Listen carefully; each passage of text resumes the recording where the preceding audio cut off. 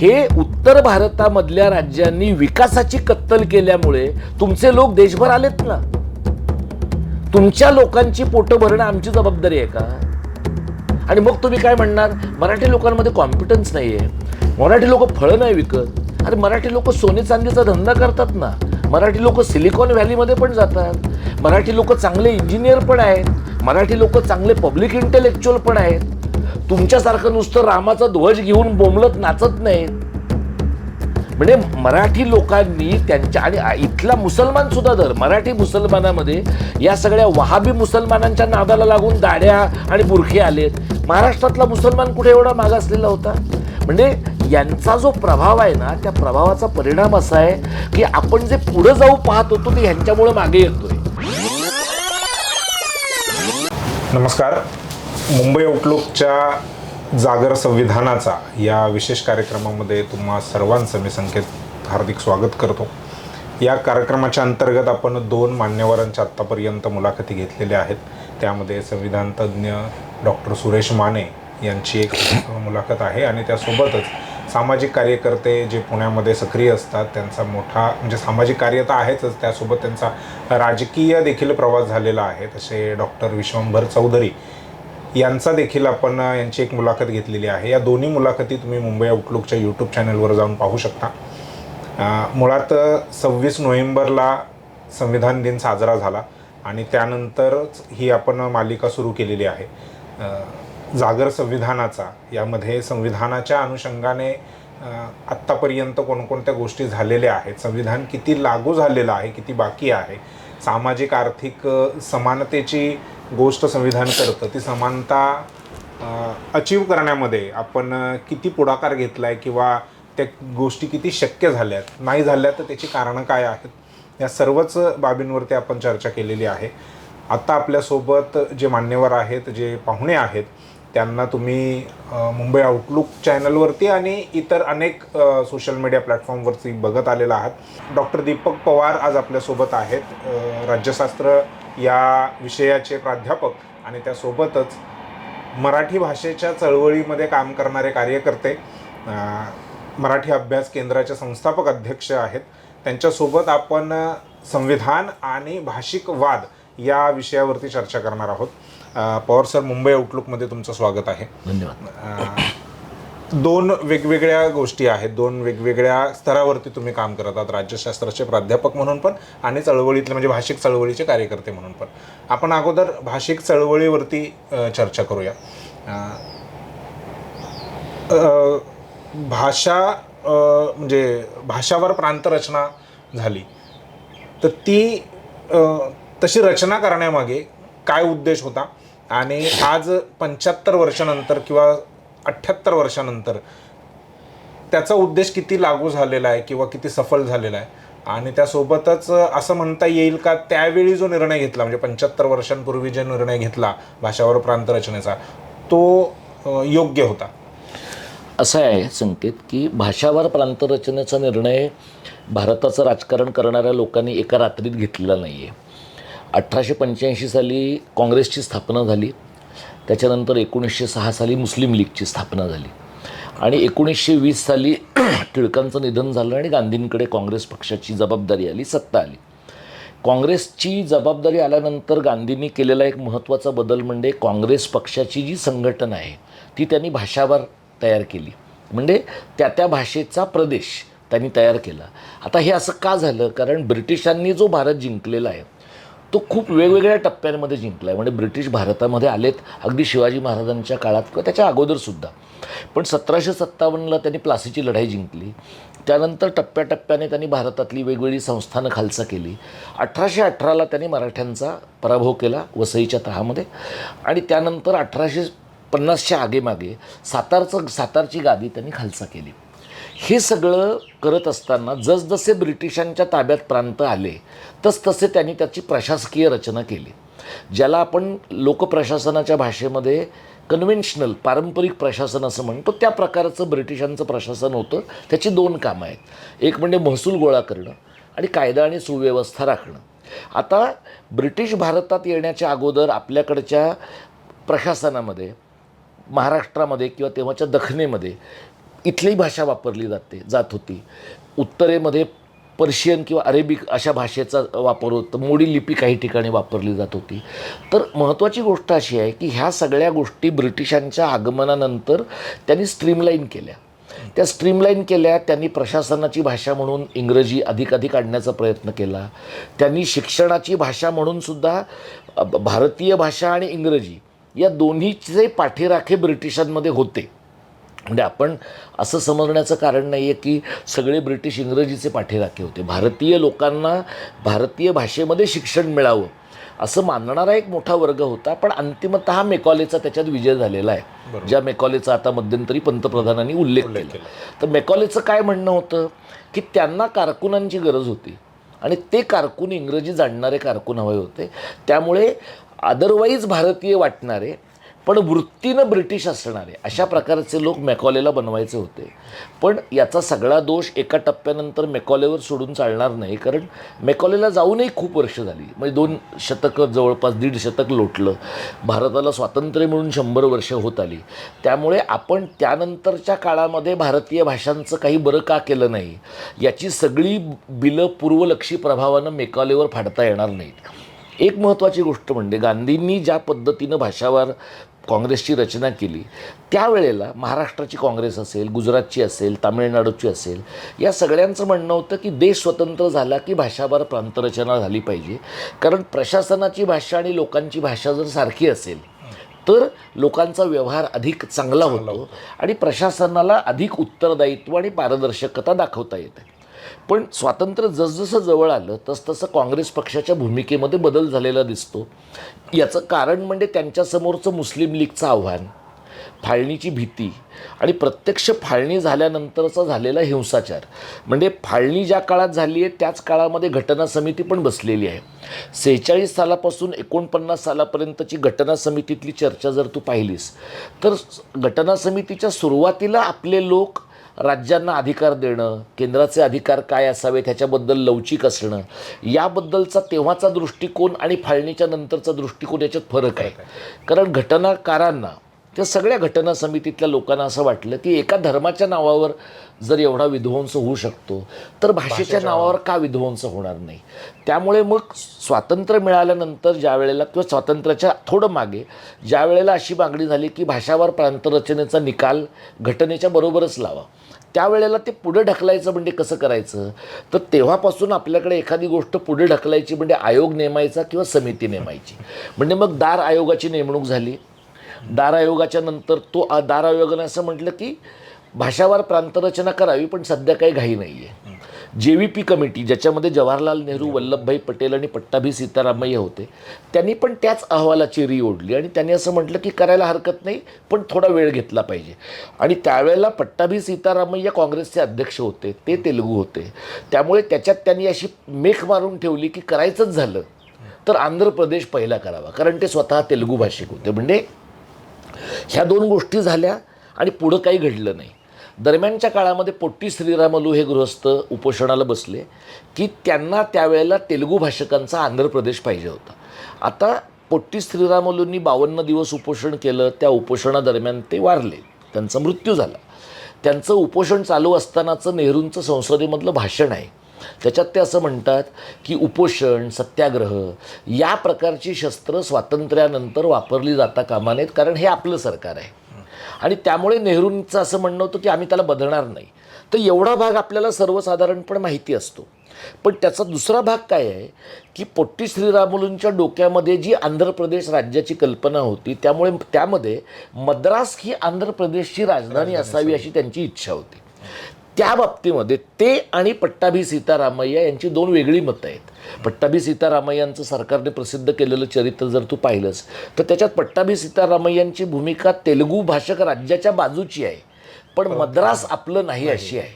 त्यामुळे अशी शक्यता आहे की पोट्टी श्रीरामुलूंच्या मागणीबद्दल कदाचित सरकार अंशतः अनुकूल असेलच, पण मद्रास देण्याबद्दल सरकार पूर्णतः प्रतिकूल असल्यामुळे योग्य निर्णय सरकारने घेतला नाही आणि कदाचित सरकार बेसावत राहिलं. पोट्टी श्रीरामलूंचा मृत्यू झाला आणि मग तेलुगू लोक रस्त्यावर येऊन आंदोलन झालं. सरकारला घाईघाईने आंध्र प्रदेश तयार करावा लागला. त्याचे 2 काय मेसेजेस गेले. एक म्हणजे रस्त्यावर आल्याशिवाय सरकार ऐकत नाही, आणि दुसरं म्हणजे रस्त्यावर आल्यावर सरकारला पर्यायच राहत नाही. या 2 मेसेजेसमुळे 53 सालापासून पुढे 75 सालापर्यंत जिथे कुठे राज्य पुनर्रचनेची आंदोलनं झाली आहेत तिथं तिथं लोक रस्त्यावर आलेत. त्याच्यामध्ये महाराष्ट्र हे अत्यंत मोठं उदाहरण आहे. आंध्र प्रदेशच्या बाबतीमध्ये सुद्धा तू बघितलंस तर त्यावेळेला राज्य पुनर्रचना आयोग जो त्यानंतर आला, कारण आंध्र प्रदेशचा तिढा सोडवल्यानंतर लोक म्हणले की त्यांचंच का सोडवता, सगळ्यांचं सोडवा. म्हणून मग फाजल अलींच्या नेतृत्वाखाली राज्य पुनर्रचना आयोग झाला. त्यांनी 14 राज्य आणि 9 केंद्रशासित प्रदेशांची मागणी मंजूर केली. त्यामध्ये त्यांनी महाराष्ट्राचा आणि गुजरातचा प्रश्न अनिर्णित ठेवला. तर गोविंद वल्लभ पंत जे मूळचे कधीतरी त्यांच्या 10-5 पिढ्यांच्या मागचे मराठीच इकडनं गेलेले, तिकडं गेलेले, त्यांचं असं म्हणणं होतं की आम्ही एक द्वैभाषिक राज्याचा प्रयोग करतो आहोत. जर तुम्ही सबंध देशच एका भाषेच्या राज्याचं बनवतात तर महाराष्ट्र आणि गुजरातनं तुमचं काय घोडं मारलं आहे की तुम्ही द्वैभाषिक राज्याचा प्रयोग करता. म्हणजे द्वैभाषिक राज्याचा प्रयोग, याला इंग्रजीमध्ये युफेमिझम असा शब्द आहे की म्हणजे तुम्हाला मुंबई कोणालाच द्यायची नाही आहे. म्हणजे तुम्हाला द्यायची आहे गुजरात्यांना, द्यायची आहे भांडवलदारांना, पण देता येत नाही. महाराष्ट्राला नक्कीच द्यायची नाही आहे. मग तुम्ही त्यांचं एक अनइझी मॅरेज लावून दिलं आहे की मुंबई ठेवा तुमच्याकडे पण दोघं एकत्र नांदा. मग या पद्धतीनं ते नांदणार नाहीत याचा अंदाज महाराष्ट्रात आला नाही, नेहरूंना दिल्लीमध्ये आला नाही. आणि त्यामुळे 4 वर्षाच्या संघर्षानंतर 107 लोकांच्या मृत्यूनंतर महाराष्ट्र पण तयार झाला, गुजरात पण तयार झाला. तसाच प्रॉब्लेम आपल्याकडे पंजाबी सुब्यात पण झाला. म्हणजे पंजाबच्या लोकांचा तर दुहेरी प्रॉब्लेम आहे. त्यांनी फाळणी सोसली आहे. फाळणीमध्ये ज्यांचं सर्वाधिक त्रास ज्यांना झाला आहे, सर्वाधिक हिंसाचार ज्यांनी भोगला आहे असे लोक पंजाबी आहेत. पण पंजाबी लोकांच्याबद्दल अगदी भारतातल्या स्वतंत्र भारतातल्या सेक्युलर काँग्रेस सरकारची भावना काय होती, हे शीख आहेत म्हणजे वेगळ्या धर्माचे आहेत, यांची गुरुमुखी ही लिपी आहे, पंजाबी ही भाषा आहे. त्यामुळे पंजाब्यांचा संघर्ष फक्त भाषेचा नाही आहे, पंजाब्यांचा संघर्ष धर्माचा पण आहे. म्हणून मग तिथे पंजाबी सुब्याचे तुला दिसेल की 3 भाग केले त्यांनी. शीख लोकांचा पंजाब, हिंदूंचा हरियाणा आणि तिसरा हिमाचल पण केला. आणि एवढं करत असताना त्यांनी चंदीगडचा प्रश्न अनिर्णित ठेवला. म्हणजे चंदीगडच्या बाबतीमध्ये जसं आपल्याकडे सीमा भाग त्यांनी अनिर्णित ठेवला तसं चंदीगड पंजाबला द्यायचं आणि त्या बदल्यामध्ये काही गावं हरियाणाला द्यायची असा प्रस्ताव वर्षानुवर्ष आलेला आहे.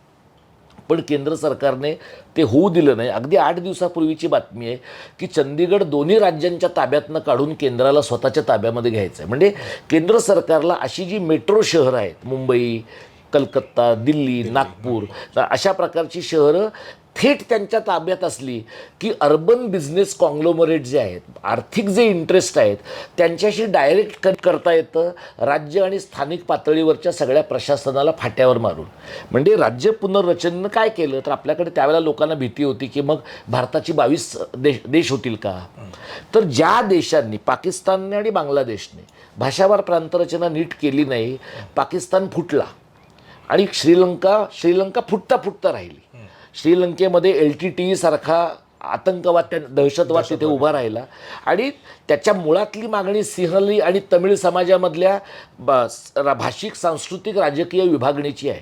त्यामुळे ज्या प्रकारची भीती लोकांच्या मनामध्ये 65, 55 साली, 60 साली होती की आपल्या देशाचं बाल्कनायझेशन होईल, देश आपला फुटेल. आपला देश जर भाषावार प्रांतरचनेतनं उभा राहिला नसता तर फुटला असता. भाषावार प्रांतरचनेमुळे लोकांचा जो काही राग आहे तो आता थेट दिल्लीवर जात नाही, तो आधी सांगली जिल्ह्यावर जातो, मग महाराष्ट्र राज्यावर जातो, मग दिल्लीवर जातो. तोपर्यंत रागाची वाफ कमी होते. म्हणजे भाषावार प्रांतरचना हे लोकांचं फ्रस्ट्रेशन फेज आऊट करण्याचं महत्त्वाचं साधन आहे. आणि हे तर मान्यच केलं पाहिजे की भाषावार प्रांतरचनेमुळे बऱ्याच मोठ्या प्रमाणात त्या राज्यातल्या लोकांना आपल्या भाषेमध्ये व्यवहार करणं, आपल्या भाषेमध्ये राज्य करणं याचा एक काही अंशी अनुभव त्यांना मिळाला. आणि त्यामुळे मला वाटतं की भाषिक चळवळी तेव्हाच्या काय होत्या, राज्य निर्माण करायच्या. त्याच्यानंतर 2000 पासून काय झालं की छोटी राज्य करा, मग झारखंड झालं, छत्तीसगड झालं, उत्तराखंड झालं. 2013मध्ये सगळ्यात शेवटचं राज्य म्हणजे तेलंगण झालं. आता तेलंगण जे राज्य आहे ते व्हावं अशा प्रकारची सूचना राज्य पुनर्रचना आयोगाच्या अहवालातच होती. तशी विदर्भाच्या बाबतीत पण होती. पण विदर्भाच्या बाबतीत आपण नागपूर करार केला आणि तो भाग आपल्यासोबत आहे. तेलंगणमध्ये त्यांनी जेंटलमन्स ॲग्रीमेंट नावाचं ॲग्रीमेंट केलं आणि ते एकत्र राहिले. पण एक टप्पा असा आला की त्यांना वाटलं आता आपण एकत्र नाही राहणार. आता आपण जाऊन बघायला पाहिजे. मी अगदी अलीकडं हैदराबादला जाऊन आलेलो आहे. हैदराबाद शहरामध्ये तुला असं दिसतं की दुकानांच्या पाट्यांवर सुद्धा तेलुगूपेक्षा इंग्रजीचा प्रभाव जास्त आहे. म्हणजे जर तेलंगणातल्या तेलुगू भाषिकांचं सीमांध्रातल्या तेलुगू भाषिकांकडनं शोषण होऊ नये म्हणून तुम्ही वेगळं राज्य मागितलं असेल तर त्या नव्या राज्याचा फायदा तेलुगू लोकांनाच मिळतो आहे का तिकडल्या पण उपऱ्यांना मिळतो आहे, हा विचार नवी राज्य मागणाऱ्या लोकांनी केला पाहिजे. जसं आपल्याकडे विदर्भाच्या बाबतीत दर निवडणुकीच्या तोंडावर एक आंदोलन उभं राहतं. ज्याला तिकीट मिळत नाही तो स्वतंत्र विदर्भवादी होतो. पण स्वतंत्र विदर्भवादी झाला तर आत्ताच तो उत्तर भारतीयांच्या आणि मारवाड्यांच्या ताब्यात असलेला प्रांत आहे, त्याचं काय होईल? या प्रकारचे प्रश्न आपल्याकडे निर्माण झाले. त्यामुळे जरी छोट्या राज्यांच्या मागण्या आपल्याकडे काही असल्या तर गोवा हे छोटं राज्य आहे. गोव्याच्या बाबतीमध्ये काँग्रेसच्या एक माजी प्रदेशाध्यक्ष होत्या प्रभा राव म्हणून, त्या वारल्या आता. एका चर्चेमध्ये अनौपचारिक चर्चेत त्या असं म्हणाल्या की गोव्याच्या राज्याचं म्युन्सिपाल्टीकरण झालेलं आहे. 16 लाख लोकांसाठी 40 आमदार आहेत. म्हणजे 40,000 लोकांसाठी एक आमदार. 40,000 लोकांसाठी मुंबईमध्ये एक नगरसेवक पण नाही आहे. आता हा जो आमदार आहे तिकडचा तो म्हणजे विकास करून करून किती करेल, पैसे घालून घालून किती घालेल? 16 लाखामध्ये तिथे 2 खासदार आहेत. ठाण्याचा एक मतदारसंघ जर तू घेतलास तर तिथेच 20 लाख मतदार आहेत.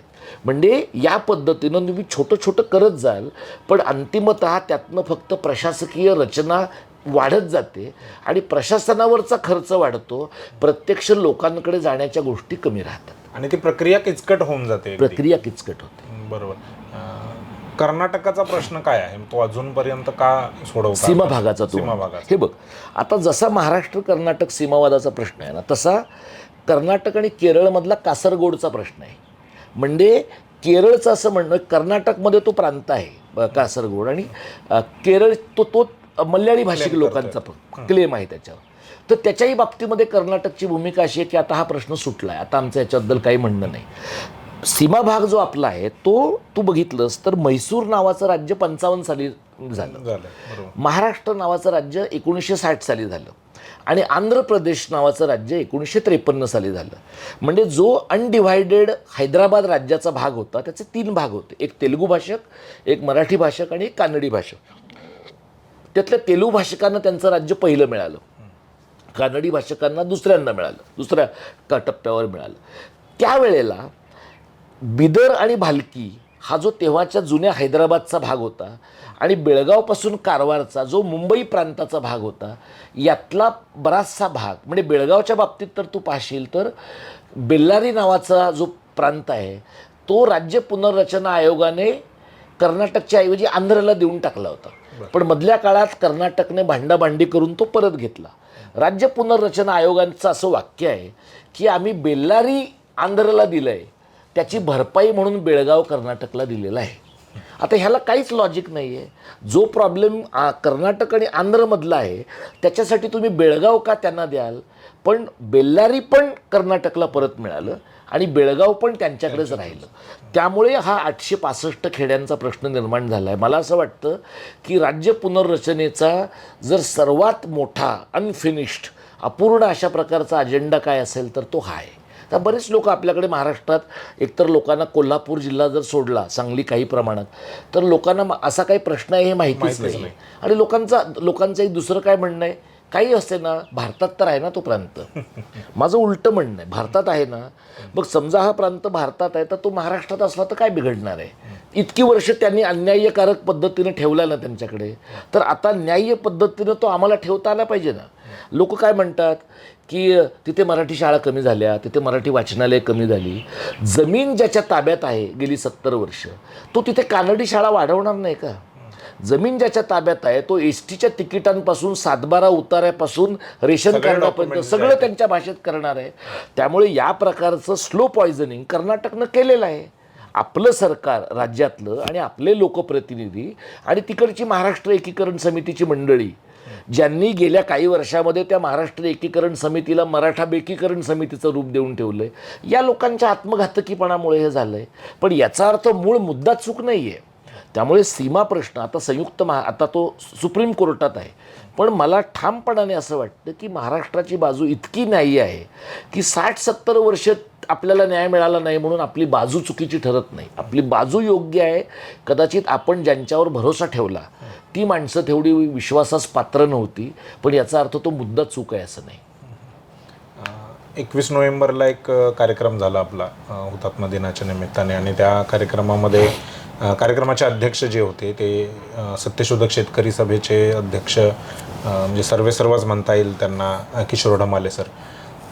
ते ज्यावेळी अध्यक्षीय भाषण करत होते त्यावेळी मी तुम्हाला ऑब्झर्व करत होतो, तर म्हणजे त्यांच्या काही मुद्द्यांवरती तुमची असहमती होती किंवा काही मुद्दे तुम्हाला पटत नव्हते असं मला वाटलं. बरं. परंतु अध्यक्षीय भाषण झाल्यानंतर अर्थातच तुम्हाला तुमचं मत आणि तुमची असहमती व्यक्त करण्यामध्ये काही वाव नव्हता. त्यामुळे हा प्रश्न विचारतोय. त्यांनी असं म्हटलं की भाषावार प्रांतरचनेमुळे आदिवासींचं मोठं नुकसान झालं. म्हणजे अगदी त्यांनी उदाहरण देऊन गुजरात आणि महाराष्ट्राच्या सीमा लागलेल्या आहेत, तर एक स्टेशन एकच आहे, एक प्लॅटफॉर्म महाराष्ट्रात आहे, दुसरं गुजरातमध्ये, असं म्हटलं. त्या म्हणजे आदिवासींचं जे झालेलं नुकसान आहे भाषावर प्रांतरचनेमुळे, त्याला तुम्ही कसं बघताय? कसं आहे बघ की आता तू जे म्हणलास की कॉम्रेड ढमाले आणि आम्ही या तिसऱ्या भाषेच्या सक्तीच्या अगोदर आम्ही एकत्र काम नाही केलेलं आहे. ते त्यांच्या पद्धतीने त्यांचं काम केलं आहे, आम्ही आमच्या पद्धतीनं केलं आहे. अगदी आत्तापर्यंत लोकांना भाषेचं काम म्हणजे सेना मनसेचं काम वाटत होतं. तर एक मेजर बदल असा आहे की किशोर ढमाले आणि मी एका व्यासपीठावर असू शकतो, ही गोष्ट एक 4 वर्षापूर्वी लोकांनी व्हिज्युअलाइज केली नसती. कारण लोकांना भाषेचं काम एलिटिस्ट काम वाटत होतं, भाषेचं काम हे मध्यमवर्गीयांचं वाटत होतं. आता तू जो आदिवासींचा मुद्दा सांगितलास आणि कॉम्रेडने मांडला त्या मुद्द्याशी मी पूर्ण सहमत आहे. त्यांनी त्याच्यात जे म्हटलं की आदिवासींचं एक वेगळं वेस्टर्न राज्य आम्ही मागत होतो. आता असं आहे की अशा पद्धतीनं आदिवासींचं राज्य फिजिबल असतं का? म्हणजे रिसोर्सेसच्या अंगाने असेल, पण वेगवेगळ्या राज्यांमधनं आदिवासींचा भाग असा कार्व आऊट करून अशा प्रकारचं राज्य करता येईल का, ह्याच्याबद्दल मला शंका आहे. फक्त आमच्यामधला सहमतीचा जो भाग आहे तो आणि असहमतीचा भाग याच्यात फरक काय आहे की कॉम्रेड ढमालेंवर शरद पाटलांचा खूप प्रभाव आहे. शरद पाटलांचा मी शिष्य नाही आहे, मी शरद पाटलांचा वाचक आहे.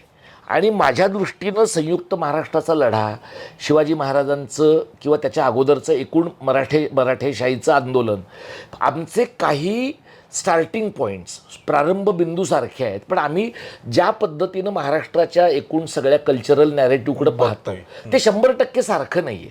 पण आता असं आहे की जर एकनाथ शिंदे आणि भारतीय जनता पार्टी यांना एकमेकांमध्ये साम्य दिसू शकतं जे पैशापलीकडं काहीच नाही आहे, तर दीपक पवार आणि कॉम्रेड किशोर ढमाले यांच्या भूमिकेमध्ये 4 असहमतीचे मुद्दे समजा असले तर आम्ही मित्र म्हणून समोरासमोर बसून ते सॉर्ट आऊट करू शकतो.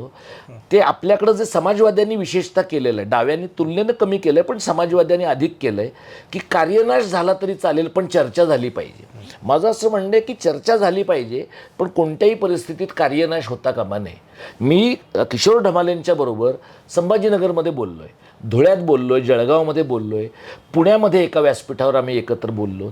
आणि ते ज्या लोकांशी बोलत आहेत, धुळ्यामध्ये आदिवासी समाजाच्या समोर मी बोललो, तर धुळ्यातली ती जी काही अत्यंत गरिबीतनं आलेली आणि कदाचित त्यांची बोलीच त्यांना कळते आहे, प्रमाण मराठी माझ्यासारखा माणूस जे बोलतो आहे ती तेवढी पोचेल का नाही याची मला शाश्वती नव्हती. पण ढमालेंना अशा प्रकारची माणसं दीपक पवारशी संवाद करायला यायला पाहिजेत असं वाटतं. हे मला असं वाटतं की आम्ही ज्या पॉईंटपासून दोघांनी सुरुवात केली आम्ही एकमेकांच्या दिशेने जातो आहोत. म्हणजे आम्ही एकमेकांना समांतर जात नाही आहोत, आम्ही एकमेकांच्या समोर जातो आहे. आता असहमती राहते की नाही, म्हणजे आता उदाहरणार्थ डॉक्टर दिलीप चव्हाण नांदेडचे आणि मी एका कार्यक्रमामध्ये होतो, तर त्यांचं असं म्हणणं होतं, अनौपचारिक गप्पांमध्ये आम्ही बोललो की मजूर जे आहेत परप्रांतीय, लेबर सगळा प्रोलेटारिएट हा सगळा आपला आहे, हे त्यांचं म्हणणं आहे. आता सैद्धांतिक पातळीवर हे बरोबर आहे की नाही आहे. माझं असं म्हणणं आहे की हा जो मजूर आहे या मजुरामध्ये मी निवड करतो. मी काय निवड करतो तर माझ्या दृष्टीने विदर्भ, मराठा, कोकण, पश्चिम महाराष्ट्र आणि खानदेशातला मजूर पहिल्यांदा येतो. UP बिहारच्या मजुरांची जबाबदारी माझ्यावर मराठी माणूस म्हणून नाही आहे. मराठी मजुरांची व्यवस्था लावण्याची जबाबदारी संपली आणि मग आपल्याकडे वेळ आणि रिसोर्सेस उरले आणि फारच माझा कळवळा दाटून आलेला आहे, मी करेन ते काम. आता हा आमच्यातला फरक आहे. पण याच्यामुळे लोकांना जे वाटतं की बाबा जगातला सगळा कामगार एक आहे, जगातला सगळा शेतकरी एक आहे, यातला हे आपण घेताना फार ढोबळ मानाने घेतो. तू असा विचार कर की इथे आता 4 दिवसांच्या पूर्वी मी एक व्हिडिओ पाहिला मुंबईत राहणाऱ्या उत्तर भारतीय मुसलमानांचा. मी त्या माणसाने असं म्हटलं की कोणाच्यात हिंमत असेल तर आम्हाला टोपीवाल्यांना त्यांनी मराठी बोलून दाखवायला सांगावं. आता एखादा तो काय शुक्ला जो म्हणतो की बंदूक आम्हाला द्या, आम्ही मुंबईत निवडणूक लढ, किंवा आम्ही बंदुका देतो, मुंबईत निवडणुका लढवायच्यात आपल्याला, हा शुक्ला आणि हा मुसलमान याच्यामध्ये काय टेक्निकली फरक आहे मला सांग. त्यांचे इंटरनल मतभेद असतील. यूपीमध्ये कदाचित योगी आदित्यनाथच्या मदतीने मुसलमानांच्या घरांवर हे बुलडोजर फिरवत असतील, पण तो मुसलमान माणूस मुंबईमध्ये राहणारा असं म्हणतो की आम्ही दुबईला वगैरे जातो पण आम्ही अरेबिक कुठं बोलतो, आम्ही आमची भाषा सोडली नाही तर आम्ही हिंदीच बोलणार. हे जे आहे ना, उत्तर भारतातला हिंदू आणि उत्तर भारतातला मुसलमान, मग तो मजूर असेल, मालक असेल, भांडवलदार असेल, यांच्या मानसिकतेत जी गायपट्ट्याची बीजं आहेत ती सारखी आहेत. त्यामुळे माझ्या दृष्टीनं मराठीला, मराठी शाळेला, भाषेला, मराठी माणसांना आणि महाराष्ट्राच्या हिताला विरोध करणारा उत्तर भारतीय हिंदू असेल, उत्तर भारतीय मुसलमान असेल, मजूर असेल, धनदांडगा असेल, तो माझा सारखाच शत्रू आहे. आता ह्या बाबतीमध्ये कडवट डावी मंडळी आणि आम्ही यांच्यामध्ये मतभेद होणार ना, पण मला ह्याच्या बाबतीत पूर्ण स्पष्टता आहे. मी मराठीवादी आहे आणि आवश्यक तितका डावा आहे. मी डावा मराठीवादी नाही, मी मराठीवादी आहे. मी शिवसेना मनसेचा मराठीवादी नाही, मी मराठी कारण आणि महाराष्ट्र धर्माचा मराठीवादी आहे. आणि माझ्या भूमिकेमध्ये आवश्यक तितका प्रोलेटारिएट गुण आहे.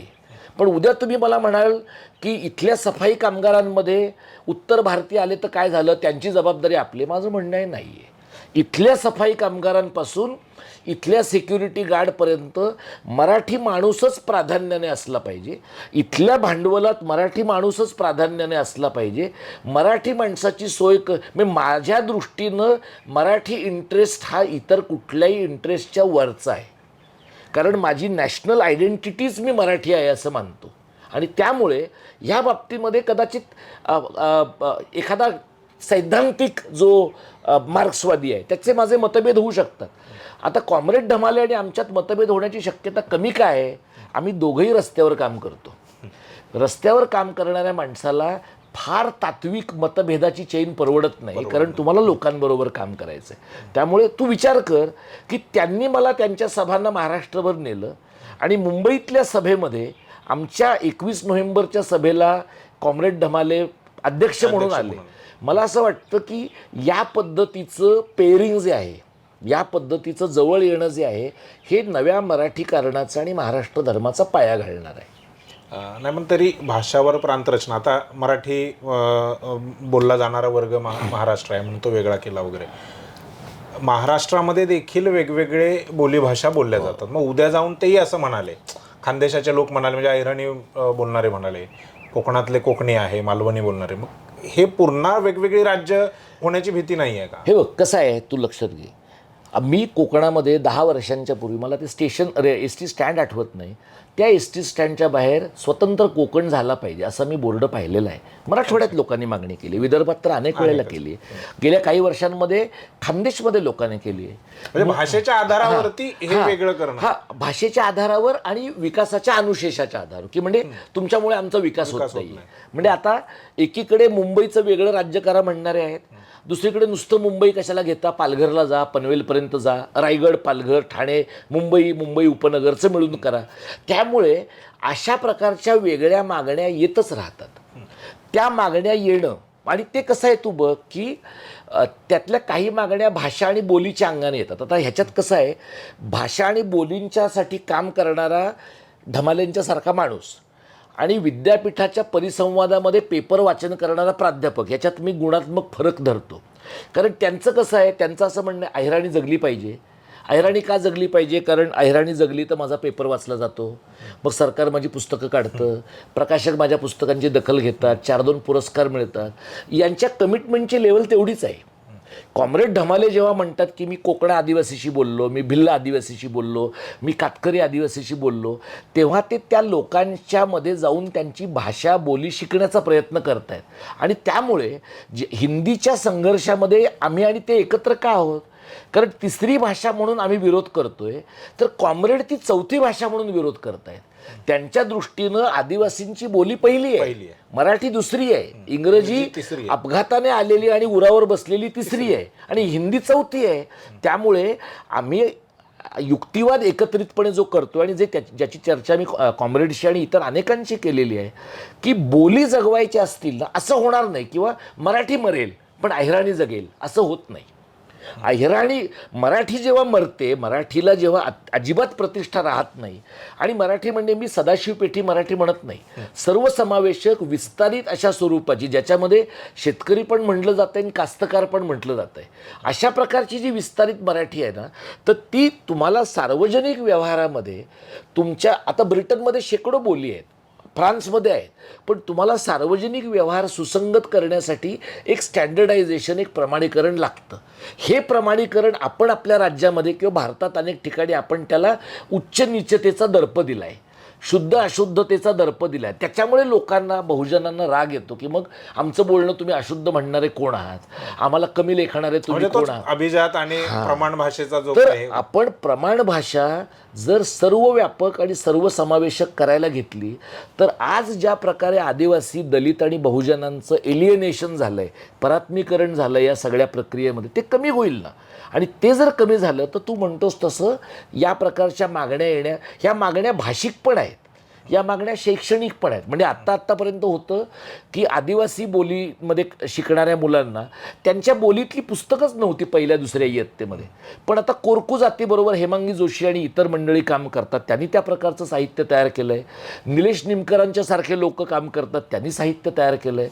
आणि सरकारने पण आपल्या पातळीवर काही एक जबाबदारी मान्य केली आहे. म्हणजे जेव्हा तुम्ही बोलींचं अस्तित्व मान्य करता आणि बोलींपासून भाषेकडे येण्याचा जो प्रवाह आहे, त्याच्यात लोकांना प्रवास आहे, त्याच्यात लोकांना न हिणवता त्या प्रवासामध्ये पुढे नेता, तेव्हा तुमच्या भाषेची स्वीकारार्हता वाढते.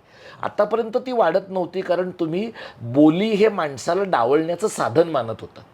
मला असं वाटतं की कॉम्रेड ढमाले आणि आम्ही एकत्र जेव्हा काम करतो, तेव्हा या प्रकारच्या एका प्लॅटफॉर्मवर सुद्धा आम्ही काही एक सर्वसहमतीचं संस्कृतीकरण उभं करण्याचा प्रयत्न करतो. महाराष्ट्रामध्ये तसं म्हणजे मराठी तुम्ही बोलताय ती मराठी एक अगदी प्रमाण भाषेकडे जाणारी, अगदी तुम्ही सदाशिव पेठी म्हणत नाही आहात, परंतु या मराठी मुळे किंवा ही मराठी महाराष्ट्रात इतरत्र कुठेच बोलली जात नाही. प्रत्येक जिल्ह्याची, प्रत्येक विभागाची एक वेगळी भाषा आहे. मग त्यामध्ये मराठी कुठे? कसं आहे तू बघ, हे काय माहीत आहे, काही वेळ आता तू पोर्टलसाठी काम करतोस किंवा अनेक इतर लोक चॅनलसाठी काम करतात, वर्तमानपत्रांसाठी करतात. आपल्यापैकी प्रत्येकाची घरची एक भाषा आहे. म्हणजे मी सांगलीच आहे, माझ्या घरामध्ये मी वेगळं बोलतो, पण समजा मी सांगलीचा आहे म्हणून मला वर्गामध्ये सांगलीतल्या माणसासारखं शिकवता येणार नाही, कारण मग विदर्भातल्या मुलाला ते त्याच्या पद्धतीनं कळणार नाही. हे मराठीला लागू आहे, हे इंग्रजीला पण लागू आहे. त्यामुळे या लोकांच्यामध्ये मराठी नाही म्हणजे कशी, तर ती भाषा मराठीच आहे, फक्त त्या भाषेचा लहेजा, त्या भाषेमधली ऍक्सेंट सोडला तर शब्दांमध्ये पण फरक आहे ना. शब्दांमध्ये फरक आहे ना, पण ते कसं आहे माहीत आहे, शब्दांमध्ये फरक काय आहे याचं कारण आपल्याकडच्या शब्दसंपत्तीच्या दुष्काळात आहे. शहरी जो आपल्याकडचा मध्यम वर्ग आहे, ज्याचा आपल्याकडच्या माध्यमांवर प्रभाव आहे, ज्याचा आपल्याकडच्या अभिजन संस्कृतीवर प्रभाव आहे, त्यांच्या भाषेमध्ये त्या प्रकारची खोली, ज्याच्यामध्ये त्यांना एखाद्या गोष्टीला, म्हणजे आता शेतात जाणं आणि वावरात जाणं हे दोन वेगळ्या गोष्टी आहेत. माझे वडील वावरात गेलेले आहेत, आता मी शेतात जाणार आहे, तर हा जो फरक आहे ना, म्हणजे मी शेतात जाणार आहे असं म्हणणं योग्य आहे, पण मी एखादा माणूस मी वावराकडे जाऊन येतो असं म्हणल्यानंतर मला ते कळणं गरजेचं आहे. आणि ते शेतात आणि वावरात ह्या दोन गोष्टी सारख्याच आहेत हे पण कळणं गरजेचं आहे. या प्रकारची भाषेची नॉन हायरार्किकल, उतरंड नसलेली व्यवस्था तयार करणं हा लोकशाही प्रक्रियेचा भाग आहे. म्हणजे जशी आपल्याकडे इतर प्रकारची लोकशाही पुरेशी विकसित झाली नाही, तशी आपल्याकडे भाषिक लोकशाही पण पुरेशी विकसित झाली नाही. ती जर विकसित झाली तर मला असं वाटतं की तू म्हणतोस त्या प्रकारचे संघर्ष कमी होऊ शकतील. म्हणजे तुम्ही ज्यावेळी हिंदीच्या विरोधामध्ये, हिंदी सक्तीच्या विरोधामध्ये भूमिका घेता, त्यावेळी तुमचं असं म्हणणं असतं की हिंदीमुळे मराठीला आव्हान आहे आणि मराठीचं अस्तित्व कदाचित संपेल पुढच्या काही वर्षात, हे हिंदीचं आक्रमण वाढलं तर त्याच पद्धतीने मराठीचं पण आक्रमण मग आदिवासी मुलांवरती आहे किंवा इतर वेगवेगळ्या भागांमध्ये महाराष्ट्राच्या जे काय तिथली बोली बोलली जाते, तर त्यामुळे मग मराठीचं हे वाढत राहिलं तर त्यांची भाषा पण संपणार नाही का? कारण आता ते तिथले म्हणजे आता जे मुंबईमध्ये आले, म्हणजे आईर आणि माझे काही मित्र आहेत, तर ते घरामध्ये नवरा बायको असतील किंवा आई मुलाशी बोलतोय तर ते अहिरणीमध्ये बोलतात, त्यांच्या मुलांना समजत नाहीये, ते आयदर मराठीमध्ये बोलतायत किंवा मग इंग्रजी हिंदी वगैरे ते चालू आहे. आता ह्याची दोन कारणं आहेत. एक म्हणजे शहरीकरण झालं की तुमचा गावाशी असलेला कनेक्ट तुटतो अनेकांचा. दुसरं म्हणजे आपण हे गृहीत धरतो बघ की बोलीमधनं व्यवहार करणाऱ्या माणसाला बोलीचं पुरेसं भान आहे, तर तसंही दरवेळेला असतं असं नाही. दैनंदिन व्यवहारात जेवढं बोलीचं कळतंय तेवढं लोकांना कळतं. आता तू समजा मराठवाड्यातला एखादा मुलगा पुण्यात आला, जे मला वाटतं आमच्याकडे चिन्मयी सुमितनी पण सांगितलेलं आहे की त्या मराठवाड्यातनं जेव्हा पुण्यात आल्या तेव्हा त्यांचं वापस गेले, नोकरीला गेलो, ह्या सगळ्याकडे पाहून पुण्यातल्या लोकांना फारच म्हणजे स्फोट झाल्यासारखी त्यांच्या मनातली भावना होती. याचं कारण तुम्हाला एक्सपोजरच नाही आहे. आता तू जे म्हणलास की त्यांची मुलं इंग्रजी किंवा हिंदी बोलत आहेत, ते तू तपासून पहा की शहरामध्ये आलेल्या अहिराणी बोलणाऱ्या माणसाने, सातारकडची भाषा बोलणाऱ्या माणसाने, वऱ्हाडी बोलणाऱ्या माणसाने आपल्या मुलांना कोणत्या माध्यमाच्या शाळेत घातलं आहे. जर इंग्रजीत घातलं असेल तर तुमच्या घरचे लोक अहिराणीत बोलत आहेत आणि मुलं इंग्लिशमध्ये बोलत आहेत, म्हणजे मध्ये तुमच्या मधल्या भाषेचा जो स्टॉप आहे मराठीचा तो गायबच होणार आहे. म्हणजे तुम्हाला वाटतंय काय की मुलांनी अहिराणी बोलावं, पण अहिराणी आणि मराठीमध्ये जेवढा सांधा आहे तेवढा सांधा अहिराणी आणि इंग्रजीमध्ये नाही आहे ना. म्हणजे त्यामुळे ती मुलं अहिराणी का बोलणार नाहीत? कारण ते ट्रेंडी नाही आहे, ते जेनझीच्या दृष्टीनं इनथिंग नाही आहे, त्यांच्या दृष्टीनं मराठी पण इनथिंग नाही आहे, तर अहिराणी इनथिंग असण्याची काहीच शक्यता नाही. त्यामुळे हे सगळे लोक अहिराणी कुठं बोलतील? म्हातारीशी बोलायचं असेल तेव्हा, लग्नाच्या बस्त्याचा कार्यक्रम करायचा असेल तेव्हा, किंवा डोहाळ जेवणाला कोणाकडे गेलात तर. पण हळूहळू तुला दिसेल की त्यांच्या पण बोलण्याचा संकोच होतो आहे.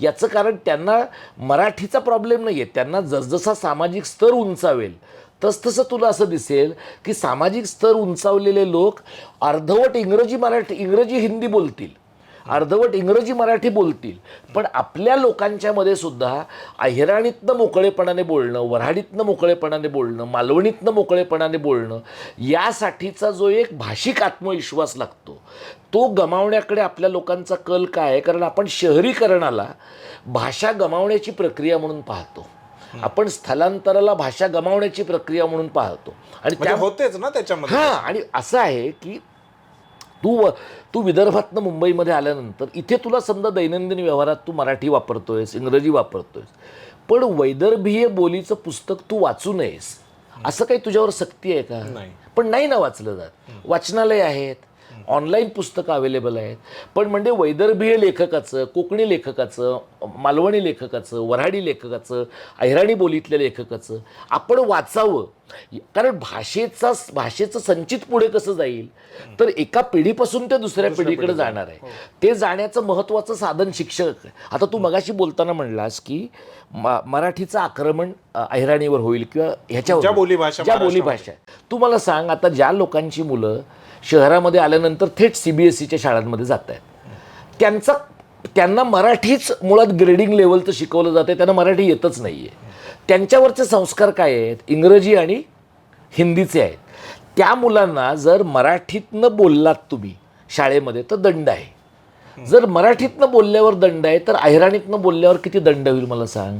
आणि एका इंग्रजी माध्यमाच्या शाळेमध्ये अहिराणी बोलणारी तुला किती मुलं सापडतील? मराठी बोलणारी तुला 4 मुलं सापडली तर अहिराणी बोलणारा एखादाच विद्यार्थी तोही सापडेल की नाही? तोहीच, आणि तो सुद्धा जाहीरपणाने मी अहिराणी बोलतो असं म्हणेल की नाही अशी शक्यता आहे. त्यामुळे या बाबतीमध्ये तुला जो मराठीच्या आक्रमणाचा धोका वाटतो ना, आता त्याच्या बाबतीमध्ये मराठीचे जे अभिजन आहेत त्यांना पण स्पष्टता आली आहे की या प्रकारच्या ब्राह्मणी वर्चस्ववादाला समाजात स्थान नाही आहे. आणि बोलींचा आग्रह धरणारे जे लोक आहेत त्यांनाही लक्षात आलं आहे की बोलींकडनं आपल्याला प्रमाण सर्वसमावेशक प्रादेशिक भाषेकडे जायचं आहे. तर हा जो संवाद आहे हा आपल्याकडे गेल्या 30-40 वर्षात तुटला होता. हा संवाद पुन्हा तयार करणं हे मला वाटतं की या हिंदीच्या सक्तीच्या विरोधाच्या आंदोलनातनं होतं आहे, ज्याच्यामुळे तुला दिसेल की आम्ही पारंपरिकरित्या ज्यांच्याशी अदरवाईज लोक बोलतात, म्हणजे कार्यक्रम कोण करतात बघ आपल्याकडं, मुंबई मराठी साहित्य संघ किंवा ठाणे मराठी ग्रंथालय, मसाप, अशा ज्या टिपिकल ब्राह्मणी बालेकिल्ले असलेल्या संस्था आहेत, यांच्या पलीकडे जाऊन चौकात कार्यक्रम केले आम्ही. म्हणजे आम्ही त्याही म्हणजे हे दिवाणखान्यातले कार्यक्रम नाही आहेत. म्हणजे भाषेचं आंदोलन दिवाणखान्याच्या बाहेर गेल्यामुळे आता आंदोलन करणाऱ्या लोकांना पण ज्यांच्यासाठी आंदोलन करतायत त्यांचे प्रश्न अधिक कळत आहेत, आणि ज्यांचे प्रश्न आहेत त्यांनासुद्धा आपल्या भाषेकडे बघण्याचा पर्स्पेक्टिव्ह बदलला आहे हे पण जाणवतं आहे. ही मला वाटतं एका लाँग टर्म दीर्घ पल्ल्याच्या नव्या संवादाची सुरुवात आहे. अगदी बोलीकडून आपण राष्ट्रीय याच्यावरती येऊया. कनिमोझी, मला असं वाटतं की त्यांना प्रश्न विचारला होता की भाषा काय आहे, की असं काहीतरी प्रश्न होता, आणि त्यामध्ये त्यांनी उत्तर दिलं की विविधता हीच भारताची एक भाषा आहे, असं त्या म्हणाल्या होत्या. पण भाषेच्या बाबतीमध्ये असं खरंच आहे का? म्हणजे विविधता हीच भारताची भाषा आहे का? म्हणजे भारतामध्ये जर संवाद साधायचा असेल सर्वच लोकांसोबत किंवा एका राज्याने दुसऱ्या राज्यासोबत, तर मग एक भाषा का असू नये? म्हणजे वेगवेगळ्या भाषांचा आग्रह का? प्रदेशवाचक जे आपण म्हणतोय. हे बघ, असं आहे की कनिमोळीने जे सांगितलं आहे ते मला योग्य वाटतं. त्यांना एक छोटासा प्रश्न विचारला होता, मला वाटतं एका कुठल्या तरी कॉन्क्लेव्हमध्ये, त्याच्यात त्यांनी ते उत्तर दिलं. आता विविधता असली पाहिजे म्हणजे काय? आपल्याकडे जी काही 22, 24, 26 राज्य आहेत, त्या राज्यांच्या स्वतःच्या भाषा आहेत. घटनेच्या 8व्या परिशिष्टामध्ये 22 भाषा आहेत. सीताकांत महापात्रा यांच्या अध्यक्षतेखालची एक समिती होती की 8व्या परिशिष्टात आणखी कोणत्या भाषा असाव्यात, तर त्यांनी 39 भाषा असाव्यात अशी ॲडिशनली सूचना केली आहे. म्हणजे 22च्या व्यतिरिक्त 39. आता असं आहे की भाषेचा समावेश किंवा समावेश नसणं हे कल्चरल निर्णय नाही आहेत, हे राजकीय निर्णय आहेत. म्हणजे तसं जर नसतं तर तू बघ की 2024च्या विधानसभा निवडणुकीच्या आधी मराठीला अभिजाततेचा दर्जा मिळालाच नसता. म्हणजे असं काय आहे की 13 साली मराठी अभिजात नव्हती आणि 24 साली झाली आहे? म्हणजे मराठीची स्थिती म्हणलास तर 13पेक्षा 24मध्ये जास्त बाद झाली आहे, पण तो पॉलिटिकल निर्णय आहे. आता या बाबतीमध्ये तू जे म्हणतोस की देशाला एक भाषा का नको, ही चर्चा घटना समितीमध्ये झालेली आहे. आणि ही चर्चा ज्यावेळेला झाली त्यावेळेला हिंदीच्या बाजूचे जे लोक आहेत त्या सगळ्यांचं असं म्हणणं होतं की हिंदी देशाची राष्ट्रभाषा झाली पाहिजे. आता हिंदी देशाची राष्ट्रभाषा झाली पाहिजे असं म्हणताना गांधींच्या डोक्यामध्ये जी हिंदुस्थानी होती, जी देवनागरीत पण लिहिली जात होती आणि फारसी अरेबिकमध्ये पण लिहिली जात होती, तशा प्रकारची भाषा काँग्रेसमधल्याच टंडन असतील, इतर काही मंडळी असतील, या सगळ्या मंडळींना अपेक्षित नव्हते. हे सगळे उत्तर भारतीय जी ब्राह्मणी मानसिकता असणारे लोक आहेत, यांच्या लेखी बऱ्याच अंशी संस्कृत प्रचूर हिंदी ही त्यांच्या लेखी देशाची राष्ट्रभाषा व्हायला पात्र आहे असं त्यांचं म्हणणं होतं. त्यामुळे गांधींचे सुद्धा जर तू प्रयोग पाहिलेस हा राष्ट्रभाषेचा निर्णय होण्याच्या अगोदरचे किंवा स्वातंत्र्य मिळण्याच्या आधीचे, तर गांधींनी लोकांना देशभरात पाठवलेलं आहे हिंदी राष्ट्रभाषा प्रचार समितीचे. आता ती हिंदी राष्ट्रभाषा व्हावी या अपेक्षेने तिला त्या हिंदी राष्ट्रभाषा प्रचार समिती असं नाव दिलं आहे. स्वातंत्र्यानंतर या देशाला राष्ट्रभाषा नाही, पण महाराष्ट्रातल्या अनेक मूर्खांना, ज्याच्यामध्ये पुण्यातल्या मेधा कुलकर्णी आहेत राज्यसभेच्या, त्यांना माहीत नाही आहे की हिंदी ही राष्ट्रभाषा नाही. त्यामुळे त्या हिंदी राष्ट्रभाषा प्रचार समितीच्या जर अध्यक्ष असतील तर त्या एका अफवा असलेल्या संस्थेच्या अध्यक्ष आहेत. पण त्यांनी ते एवढं मनाला लावून घेतलेलं आहे की त्या आता लोकांच्या घरोघरी जाऊन हिंदी शिका असं म्हणणार आहेत. तर मला असं वाटतं की हे जे अस्तनीतले निखारे आहेत ना, ह्यांचा एक बंदोबस्त झाला पाहिजे, पण तो स्वतंत्र आपण विचार करू. घटना समितीमध्ये चर्चा ज्यावेळेला झाली तेव्हा हिंदीचा विचार झाला, उर्दूचा विचार झाला, संस्कृतचा विचार झाला, बंगालीचा विचार झाला. आणि तुला आश्चर्य वाटेल की बंगालीचा ज्यावेळेला विचार झाला त्यावेळेला त्या बंगालीच्या बाजूने युक्तिवाद करणाऱ्या माणसाने असं म्हटलं, का बंगाली राष्ट्रभाषा करावी? कारण आमच्याकडचा टाईपरायटर जास्त प्रगत आहे. म्हणजे तेव्हाचं तंत्रज्ञान जर तू पाहिलंस तर ते तंत्रज्ञान जे आहे त्या तंत्रज्ञानाचं एक आविष्कार टाईपरायटर हा होता. म्हणजे भाषेच्या वापराच्या सार्वत्रिकीकरणासाठी जर टाईपरायटर लागणार असेल तर आमच्याकडं जास्त ॲडव्हान्स्ड अशा स्वरूपाचं टाईपरायटर आहे, म्हणून आमच्या भाषेचा विचार करावा. त्या सगळ्या चर्चेच्या काळामध्ये लोकांनी असं म्हटलं. आणि तेव्हाची काँग्रेस ही एका अर्थाने अम्ब्रेला पार्टी होते, अगदी डावे अगदी उजवे सगळे लोक त्याच्यात होते. त्यातल्या लोकांनी असं म्हटलेलं आहे की आता मुसलमान गेले ना देश सोडून, त्यांचा वेगळा देश झाला, आता उर्दूचे कशाला लाड करता. हां, आणि त्यामुळे उर्दूचा इथे काही समावेश असता कामा नये, इथपर्यंतची ती टोकाची चर्चा झाली. मग आपल्या घटना समितीने मुन्शी अय्यंगार सूत्रानुसार हिंदी ही केंद्र सरकारच्या कामकाजाची राजभाषा म्हणून ठरवली, इंग्रजी सहराजभाषा झाली. 65 साली म्हणजे स्वातंत्र्य म्हणजे 50 नंतर 15 वर्षांनी घटनेतच असं लिहिलेलं होतं की 15 वर्षांनी हिंदीला इंग्रजीची जागा दिली जाईल. तोपर्यंत नेहरूंचं निधन झालं होतं, लालबहादूर शास्त्री पंतप्रधान झाले होते. हा निर्णय सरकार घेणार आहे असं वाटल्यानंतर तमिळनाडूमध्ये दंगली झाल्या, लोक हुतात्मा झाले तिकडच्या आंदोलनामध्ये, आणि त्यामुळे सरकारने हा बदल केला नाही.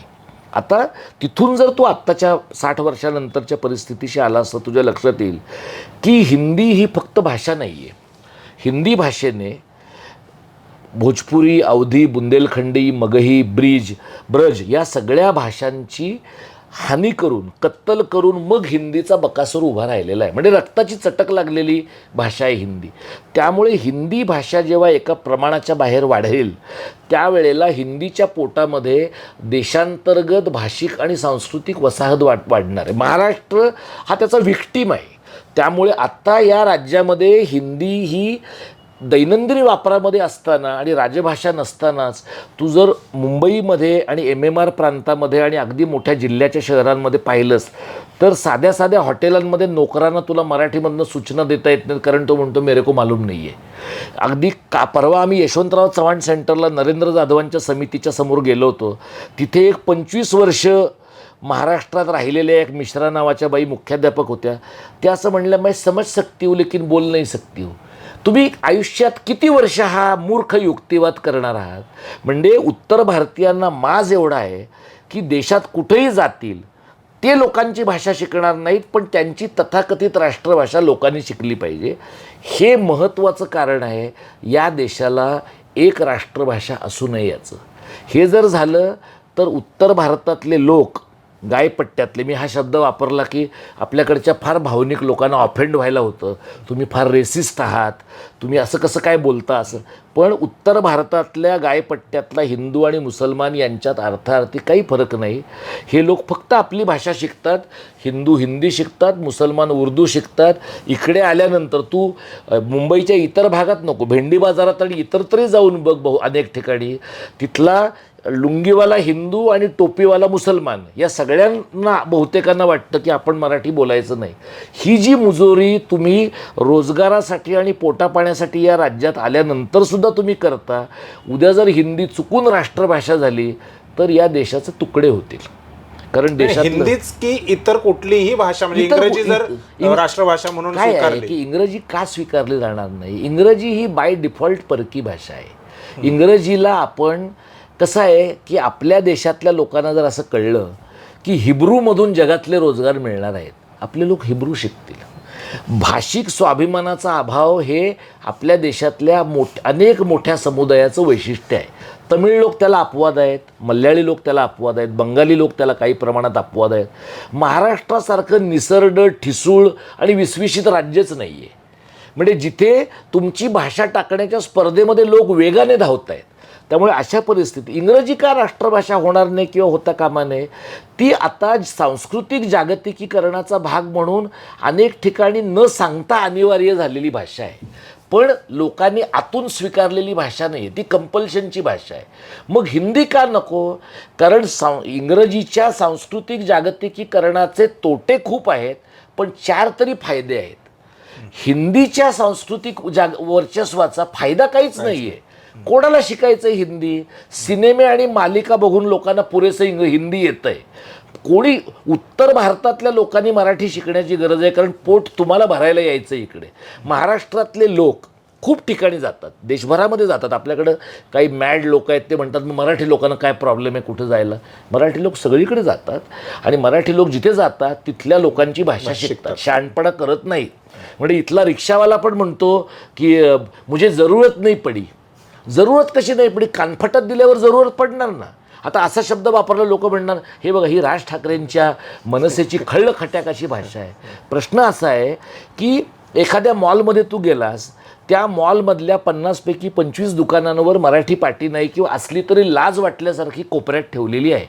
त्या 20 लोकांचं तुला प्रबोधन करायचं आहे आणि महाराष्ट्रातल्या प्रत्येक मॉलमध्ये जाऊन तुला लोकांना सांगायचं की प्लीज ते मराठीत करा, नाही तर आम्हाला तक्रार करावी लागेल. हा जो माज आहे ना, हा माज सोडवण्याचा एक शॉर्टकट म्हणजे राज ठाकरेंचा मार्ग आहे. तो समर्थनीय नाही आहे, पण ज्यांना असं वाटतं ना तो समर्थनीय नाही आहे, त्यांनी मराठीचा सन्मान ठेवण्याचे इतर मार्ग सुचवावेत ना. त्यासाठी लोकांना कोर्टात जावं लागलं. सुप्रीम कोर्टाने झापलं तेव्हा लोकांनी आता दुकानांच्या पाट्या नीट केल्यात. पण सुप्रीम कोर्टाने काय म्हटलं त्यांना, या दुकानदारांना, इथे येऊन एवढा पैसा वाया घालवण्यापेक्षा अत्यंत कमी पैशात दुकानाची पाटी मराठीत करता. ह्यांना अकला नाही आहेत, ह्यांना लाज नाही आहे. महाराष्ट्रामध्ये मराठीतनं पाटी लावली तर धंदा कमी होतो असं तो वीरेन शहा म्हणतो. मला तू सांग, ह्याचं काय सायंटिफिक तुमच्याकडे मॉडेल आहे की दुकानाची पाटी मराठीत लावली तर वीरेन शहाच्या दुकानातनं लोक साड्या कमी घेतील? ह्याचं काही मेथोडॉलॉजिकली सर्वे केला आहे का त्याने? म्हणजे तुम्हाला या भाषेची लाज वाटते. तू इथल्या अनेक ठिकाणी, तू बोरिवलीपासून अनेक भागात जा, मुलुंडला जा, मराठी आणि गुजरातीच्या लिपीत साम्य असल्यामुळे काही अंशी अनेक लोक दुकानांच्या मोठ्या पाट्या गुजरातीत करतात आणि कोपऱ्यातली पाटी मराठीत करतात. तू ह्या अहमदाबाद महामार्गावर जा, अनेक काठियावाडी हॉटेलांच्या पाट्या गुजरातीमध्ये का फोडू नयेत त्या पाट्या, मला तू सांग. म्हणजे किती लोकांना महाराष्ट्र म्हणजे हे समजावून कोणी सांगायला पाहिजे? सरकारने पाहिजे. सरकारचे लोक पैसे खाण्यात मग्न आहेत. गुमास्ता ऑफिसर काय करतात? ATM सेंटरमध्ये मराठीचा पर्याय असत नाही. असला तर तो क्लिक केला तर पैसे निघत नाही. ॲक्टिवेटेड पर्याय इंग्लिशच भाषेचा आहे. मग एखाद्या, आता हे काम कोणाचं आहे? RBIचं आहे ना. मग रिझर्व्ह बँक काय झोपली आहे का? मग रिझर्व्ह बँकेने रिझर्व्ह बँकेचं काम करायचं नाही, महापालिकेने महापालिकेचं काम करायचं नाही. आता काल त्या नरेंद्र जाधवांच्या सभेमध्ये एक बाई आल्या होत्या. त्या म्हणल्या की त्यांच्या एका मैत्रिणीने, एका कुणीतरी 10वीला संस्कृत घेतलं आणि ते MPSC पास होऊन सरकारमध्ये गेली. तिला सरकारने तिथे हिंदीची परीक्षा द्यायला लावली. तो तर इमॅजिन कर. तर त्या बाई असं म्हणल्या, नाही नाही, आपल्याला संस्कृतच्या ऐवजी हिंदी का शिकवलं पाहिजे, मग MPSCमध्ये आपल्याला हिंदीची परीक्षा देता येईल. त्यांना असा प्रश्न नाही पडला की MPSCमधनं गेलेल्या माणसाला हिंदीची परीक्षाच द्यावी लागता कामा नये. आता हिंदीची परीक्षा घेणाऱ्या 2 लोकांच्या थोबाडीत का देऊ नये? प्रश्न असा आहे की सगळ्यांची संयमाने वागा, सगळ्यांची शांतताप्रिय पद्धतीने वागा, सगळ्यांची अहिंसक वागा, कोणाला काही बोलू नका.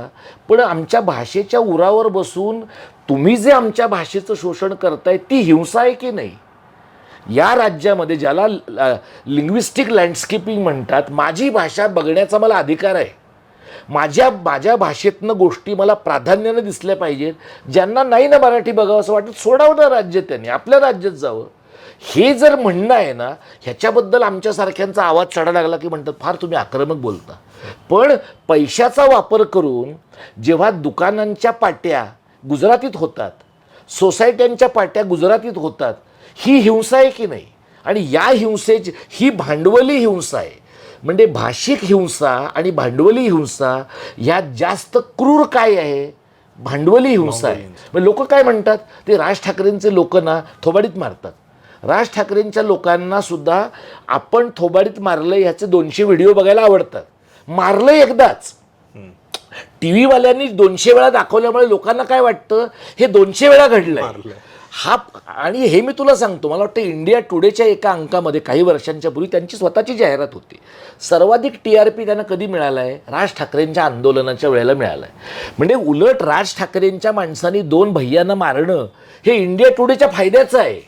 कारण त्यांचा धंदा राज ठाकरे वाढतो, त्यांचा TRP वाढतो. त्यामुळे अमराठी लोकांना मराठी न बोलल्याबद्दल मराठी माणसांनी मारलं 1-2 केसेसमध्ये. ह्याचा जर लोकांना राग येत असेल, आपल्याकडच्या पुरोगामी शांतताप्रिय मंडळींना असं वाटत असेल की हे मराठी लोकांना कलंक आणणार आहे, तर मग भांडवलाच्या जीवावर जी हिंसा होते आणि तो शुक्लासारखा माणूस असं म्हणतो की हातात बंदूक असेल तर आम्ही तुम्हाला तिकीट देणार, त्याला धरून रस्त्यात चोपलं पाहिजे ना. त्याला सर्वसामान्य मराठी माणसांनी चोपायच्या आधी पोलिसांनी का चोपू नये? पोलीस त्याला का चोपत नाहीत? कारण पाशवी बहुमतवाल्यांचा कुत्रा आहे तो. जर पाशवी बहुमतवाल्यांच्या कुत्र्याला तुम्ही मोकळं सोडता तर पिसाळलेल्या कुत्र्याचं काय ट्रीटमेंट आहे? पिसाळलेल्या कुत्र्याची जी ट्रीटमेंट आहे तीच समाजाने त्याला दिली पाहिजे. त्यामुळे असं आहे की मराठी समाज, लोक सांगतात आम्हाला की बाहेर ना आपल्या समाजाची खूप बदनामी होते. अरे पण एवढे लोक आमच्या उरावर पण बसलेले आहेत ना. लोक काय सांगतात, घटनेमध्ये म्हटलंय ना, पण सगळ्यांना कुठेही जायचा अधिकार आहे घटनाकारांनी. आणि मग एरवी ज्यांना बाबासाहेबांच्या नावाचा बाट लागतो ते सगळे लोक बाबासाहेबांचं नाव घेतात. असं नाही आहे की कलम 19 मधला तो मुद्दा फक्त बाबासाहेबांनी घातला आहे, सामूहिक चर्चेचा भाग आहे. पण घटना लिहिणाऱ्या लोकांना 47 साली असं वाटलं होतं का की एका राज्यामधनं 4 कोटी लोक दुसऱ्या राज्यात जातील, जवळपास दुसरं राज्यच निर्माण होईल? स्थलांतर म्हणजे काय आहे? हे स्थलांतर नाही येणार आहे. जूनच्या कत्तलीनंतर लाखो ज्यू जसे जर्मनी सोडून जगभर गेले, हे उत्तर भारतामधल्या राज्यांनी विकासाची कत्तल केल्यामुळे तुमचे लोक देशभर आलेत ना. तुमच्या लोकांची पोटं भरणं आमची जबाबदारी आहे का? आणि मग तुम्ही काय म्हणणार, मराठी लोकांमध्ये कॉम्पिटन्स नाही आहे, मराठी लोक फळं नाही विकत. अरे मराठी लोक सोने चांदीचा धंदा करतात ना, मराठी लोक सिलिकॉन व्हॅलीमध्ये पण जातात, मराठी लोक चांगले इंजिनियर पण आहेत, मराठी लोक चांगले पब्लिक इंटेलेक्च्युअल पण आहेत. तुमच्यासारखं नुसतं रामाचा ध्वज घेऊन बोंबलत नाचत नाहीत. म्हणजे मराठी लोकांनी त्यांच्या, आणि इथला मुसलमान सुद्धा धर, मराठी मुसलमानामध्ये या सगळ्या वहाबी मुसलमानांच्या नादाला लागून दाढ्या आणि बुरखे आलेत. महाराष्ट्रातला मुसलमान कुठे एवढा मागासलेला होता? म्हणजे यांचा जो प्रभाव आहे ना, त्या प्रभावाचा परिणाम असा आहे की आपण जे पुढं जाऊ पाहत होतो ते ह्यांच्यामुळे मागे येतोय.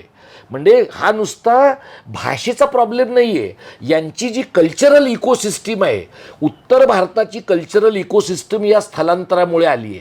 त्यामुळे बायकांकडे कसं बघायचं, बायकांशी व्यवहार कसा करायचा, हे सगळं महाराष्ट्र काही फार ग्रेट राज्य नाही आहे, पण ह्यांच्यापेक्षा 10% तरी बरं आहे. या प्रकारची इकोसिस्टीम तुम्ही उत्तर भारतातल्या गायपट्ट्यातली मागास इकोसिस्टीम तुम्ही आणता. ही इकोसिस्टीम महाराष्ट्रानं का स्वीकारायची? आणि तुमचं एवढं सगळं ग्रेट राज्य आहे ना, तुम्हाला राम पण मिळाला, तुम्हाला कृष्ण पण मिळाला आहे, तुमच्याकडं सारनाथ, बौद्ध गया सगळं आहे. एवढं सगळं ग्रेट तुमच्याकडे असेल तर तुम्ही काय इकडे येता? पोटासाठी येता ना. पोटासाठी आलात तर भाषा शिकताना माच करायचा नाही, किंवा शांतपणाने, जसं तुम्ही कोविडच्या काळामध्ये मला तू सांग, इथून या राज्याने व्यवस्था केली की नाही? एवढी नीट व्यवस्था दुसऱ्या कुठल्या राज्याने केली? आणि तिथं जाऊन तुम्ही योगी आदित्यनाथला मतं दिली आहेत. म्हणजे हे या लायकीचे लोक आहात तुम्ही? ही तुमची गायपट्ट्याची हिंदू धार्जिणी मानसिकता आहे. तू रिक्षावाले बघ ना इकडचे, रिक्षावाले एखादा पांडे, त्रिवेदी, द्विवेदी, चौबे शेंडी लावून फिरतोय, तो वाढवून फिरतोय, आणि त्याला तू नुसतं सांग एखादं मराठी नाही समजताय मेरे को असं म्हणतो. तिडीक जाऊन सर्वसामान्य, त्याच्यासाठी मनसेत कशाला जायला पाहिजे? कुठल्याही सर्वसामान्य माणसाला थोबाडीत द्यावीशी वाटेल. मी तुम्ही बाबासाहेबांच्या आणि इतर तत्वांचं लोकांना उल्लेख करून सांगता, एवढ्या मोठ्या प्रमाणामध्ये स्थलांतर कुठे झालं आहे? गोव्यामध्ये 16 लाखाची गोव्याची लोकसंख्या आहे. तू गोव्यात जाऊन बघ, गोव्यामध्ये सगळं भांडवल नोएडा, गुडगाव, दिल्लीच्या लोकांचं आहे. गोवा ह्या लोकांनी उद्ध्वस्त केला आहे, आणि गोवा एवढाच आहे, त्यांचं काही राहिलं नाहीये. जे ह्यांनी गोव्याचं मायक्रो लेवलला केलंय ना, हे छोट्या लेवलला केलं, हे महाराष्ट्राचं करणार आहेत. आणि ह्यांना MMRचं वेगळं राज्यच पाहिजे. आपले जे महान मुख्यमंत्री आहेत त्यांना 3री मुंबई, 4थी मुंबई, आता पाताळ लोक करणार आहेत. ते ऑलरेडी आपल्या रस्त्यांचं पाताळ लोक झालेलं आहे, आता ते पाताळ लोक करणार आहेत. म्हणजे जे बोलतायत ते शुद्धीवर नाही आहेत, जे ऐकतायत त्यांनी पण गांजा घेतलाय, त्यांनाही कळत नाहीये. आणि तुम्हाला मेट्रो आणि रस्ता आणि खालची गाडी हे तिन्हीकडे ट्रॅफिक जाम आहे. तू सांताक्रूजला बघ, तिन्हीकडे ट्रॅफिक जाम आहे तुमच्याकडे. तुम्ही काय लाज सोडल्यासारखं तुम्ही बोलता. यांना प्रश्न का लोक विचारत नाहीत? कारण इन्फ्रास्ट्रक्चरमध्ये पैसा आहे, कोट्यवधी रुपये. समृद्धी महामार्गाने प्रवास करून बघ एकदा तू, त्या समृद्धी महामार्गावर रस्ता असा सरळ जातो की हायवे हिप्नोसिस, आपण मेलो नाही तर पुढे जातो. म्हणजे तुम्ही 400-500 किलोमीटरचा रस्ता केला, त्याला वळण असावं, एवढी एक बेसिक अक्कल नाही तुम्हाला. दर 20-25 किलोमीटर नंतर लोकांना लघवीला जावंसं वाटू शकतं, लोकांना खावंसं वाटू शकतं, असं नाही वाटत तुम्हाला? म्हणजे तुम्ही काय माणसं फक्त इथून उचलून ट्रान्सपोर्ट करणार आहात? म्हणजे एवढा बेसिक सेन्स जर तुम्हाला लोकांना नाही आहे तर तुम्ही कसले राज्य करते आहात? आणि कोण त्याचे लाभार्थी आहेत? मजूर सगळे परप्रांतीय, IAS अधिकारी परप्रांतीय, आणि जे मराठी आहेत ते पण सगळे त्यांचे बगलबच्चे. या परिस्थितीमध्ये तुमच्या असं लक्षात येईल की इथलं जे विकासाचं आपलं जे काही थोडंफार बरं वाईट जे काही मॉडेल असेल ते, या मॉडेलच्या पलीकडं महाराष्ट्र नेणं, आणि महाराष्ट्र ही गायपट्ट्याची प्रयोगशाळा करणं हा या सगळ्या स्थलांतराच्या व्यापक प्रोजेक्टचा भाग आहे, म्हणून आमच्यासारख्यांची चिडचिड होते. त्याच्यामुळे लोकांना असं वाटतं की मराठी लोक जरा फारच आक्रमक आहेत. मराठी लोक आक्रमकच होते. मधल्या 50-60 वर्षामध्ये मराठी लोकांनी चुकीच्या पद्धतीने आक्रमकता वापरली, हा प्रॉब्लेम झाला. नुसती प्रतिकात्मक आणि प्रतिक्रियात्मक पद्धतीने आक्रमकता वापरली. मराठी लोकांनी त्यांची आक्रमकता रचनात्मक, आंदोलनात्मक आणि दीर्घ पल्ल्याची वापरायची असा विचार केल्यामुळे लोकांची पंचायत झाली. आता हे जरा जास्तच लांबलं का? नाही, ठीक आहे. तुम्ही संविधान सभेचा उल्लेख केला. तुम्ही 2-3 वेळा बाबासाहेब डॉक्टर आंबेडकरांचा उल्लेख केला. त्यांची भाषिक रचनेवरती किंवा भाषावादावरती त्यांची काय मतं होती? हो, त्यांच्या दोन भूमिका होत्या. एक म्हणजे बाबासाहेब काही भाषावर प्रांतरचनेच्या बाजूचे नव्हते.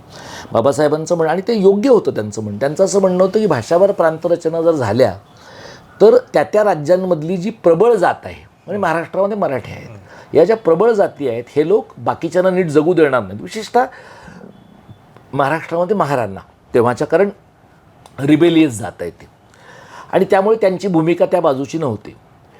आणि जर राज्य करायचीच झाली तर एका भाषेचं एक राज्य कशाला करायचं, 3-4 करायला काय हरकत आहे, अशाही प्रकारचा युक्तिवाद बाबासाहेबांनी मांडला होता.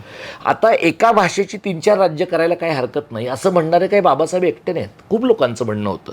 पण त्यावेळेला ज्याला एक मुख्य प्रवाह त्यावेळेचा आपण म्हणतो तो असा होता की एका भाषेचं एकच राज्य करावं, थोडं मोठं झालं तरी चालेल. आता तू विचार कर, उत्तर प्रदेश हे एवढं भयंकर मोठं राज्य आहे की उत्तराखंड त्यावेळेला त्याच्यामध्ये होतं, आणि गेली 15 ते 20 वर्ष उत्तर प्रदेशाची 4 राज्य करावीत अशी चर्चा आहे. पण ते का करत नाही? कारण उत्तर प्रदेशात एकदम 84 खासदार निर्माण होतात. 80 खासदार. ते 80 खासदार जर निवडून आले तर त्या 80 खासदारांचा तुम्हाला एक गठ्ठा पाठिंबा मिळाला तर ते पंतप्रधान पदाच्या दृष्टीने सोयीचं पडतं. म्हणजे आपल्या देशाचं संसदीय राजकारण आहे ना, ते सुद्धा उत्तर प्रदेश धार्जिणं, उत्तर भारत धार्जिणं आहे. तर याचा विचार निश्चितपणाने बाबासाहेबांनी त्यावेळेला भाषावार प्रांतरचनेच्या अंगाने पण केलेला होता. बाबासाहेबांच्या मतांचं तू जर बघितलंस, फक्त भाषावार प्रांतरचनेच नाही, एकूणच बाबासाहेब आणि गांधी यांच्यामध्ये या बाबतीतला एक समान दुवा आहे की ते असं सतत लोकांना सांगत राहिले की माझी मतं बदलत राहतात, आणि बदलत राहिली तर माझं जे लेटेस्ट मत आहे ते तुम्ही ग्राह्य धरा, कारण सातत्य हे गाढवाचं लक्षण आहे. त्यामुळे बाबासाहेबांनी तेव्हा जरी ही भूमिका मांडलेली असली तरी नंतर बाबासाहेबांनी ज्यावेळेला मुंबईचा प्रश्न आला त्याला बाबासाहेबांनी म्हटलं होतं की कलकत्ता जर बंगालचा आहे, मद्रास जर तमिळनाडूचा आहे, तर मुंबई महाराष्ट्राची आहे. कारण इथली सगळी संसाधनं महाराष्ट्रातनं येतात, वीज पाणी सगळं महाराष्ट्रात, अन्नधान्य महाराष्ट्रातनं येतं, इथला कामगार मराठी आहे. त्यामुळे इथल्या भांडवली इंटरेस्टच्या हितासाठी तुम्ही मुंबई महाराष्ट्राच्या बाहेर देऊ शकणार नाही. आणि बाबासाहेबांनी फक्त एवढं सांगितलं असं नाही, बाबासाहेबांनी शेड्यूल्ड कास्ट फेडरेशनला त्या लढ्यामध्ये उतरवलं. जर समजा बाबासाहेब हयात असते 56, कारण लढा सुरू झाला आणि बाबासाहेबांचं निधन झालं, जर समजा बाबासाहेब हयात असते तर कदाचित संयुक्त महाराष्ट्राचा लढा आणखी वेगळ्या दिशेने जाऊ शकला असता.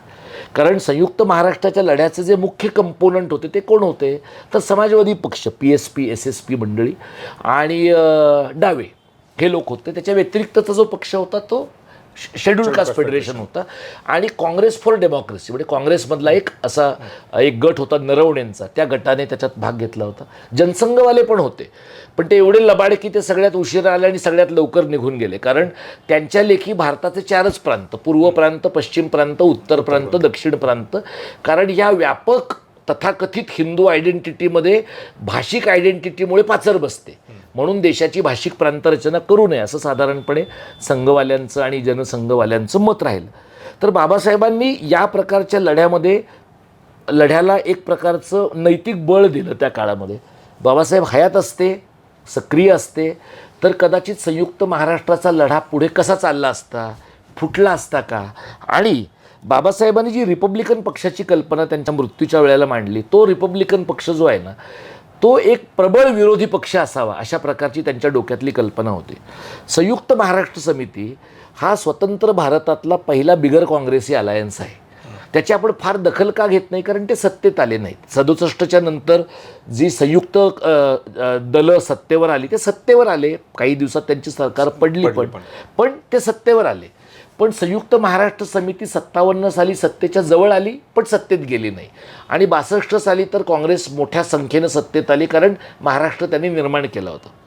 म्हणजे यात एक आपण लक्षात काय घ्यायला पाहिजे की जरी चव्हाणांना श्रेय दिलं जात असलं महाराष्ट्राचा मंगल कलश आणायचं, तरी महाराष्ट्राचा मंगल कलश आणायचं श्रेय Dange, SM Joshi, schedule caste federation, वारा कोठारी, प्रबोधनकार ठाकरे या मंडळींचा आहे.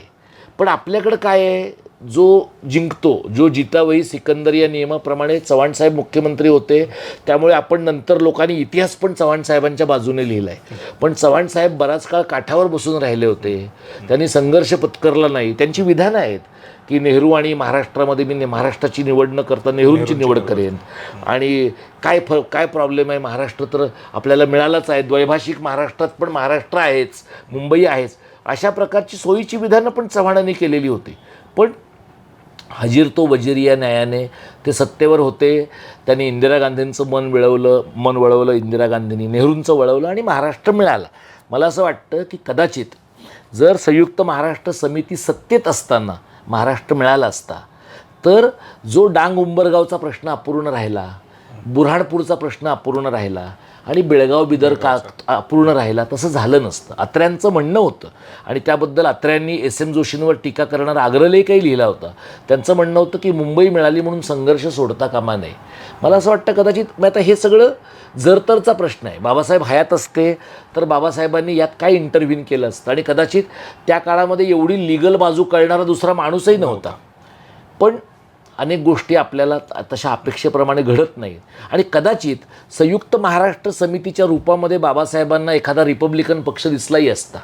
नंतरच्या काळामध्ये बाबासाहेबांचं नाव वापरून रिपब्लिकन नेत्यांनी जी काँग्रेसची घसट केली आणि वैयक्तिक फायदे काढून घेतले, पण दलितांचं राजकारण नासवून टाकलं, कदाचित बाबासाहेबांना अपेक्षित असलेलं सर्वसमावेशक रिपब्लिकन पार्टीचं जे राजकारण आहे ते संयुक्त महाराष्ट्र समितीच्या आंदोलनातनं उभंही राहिलं.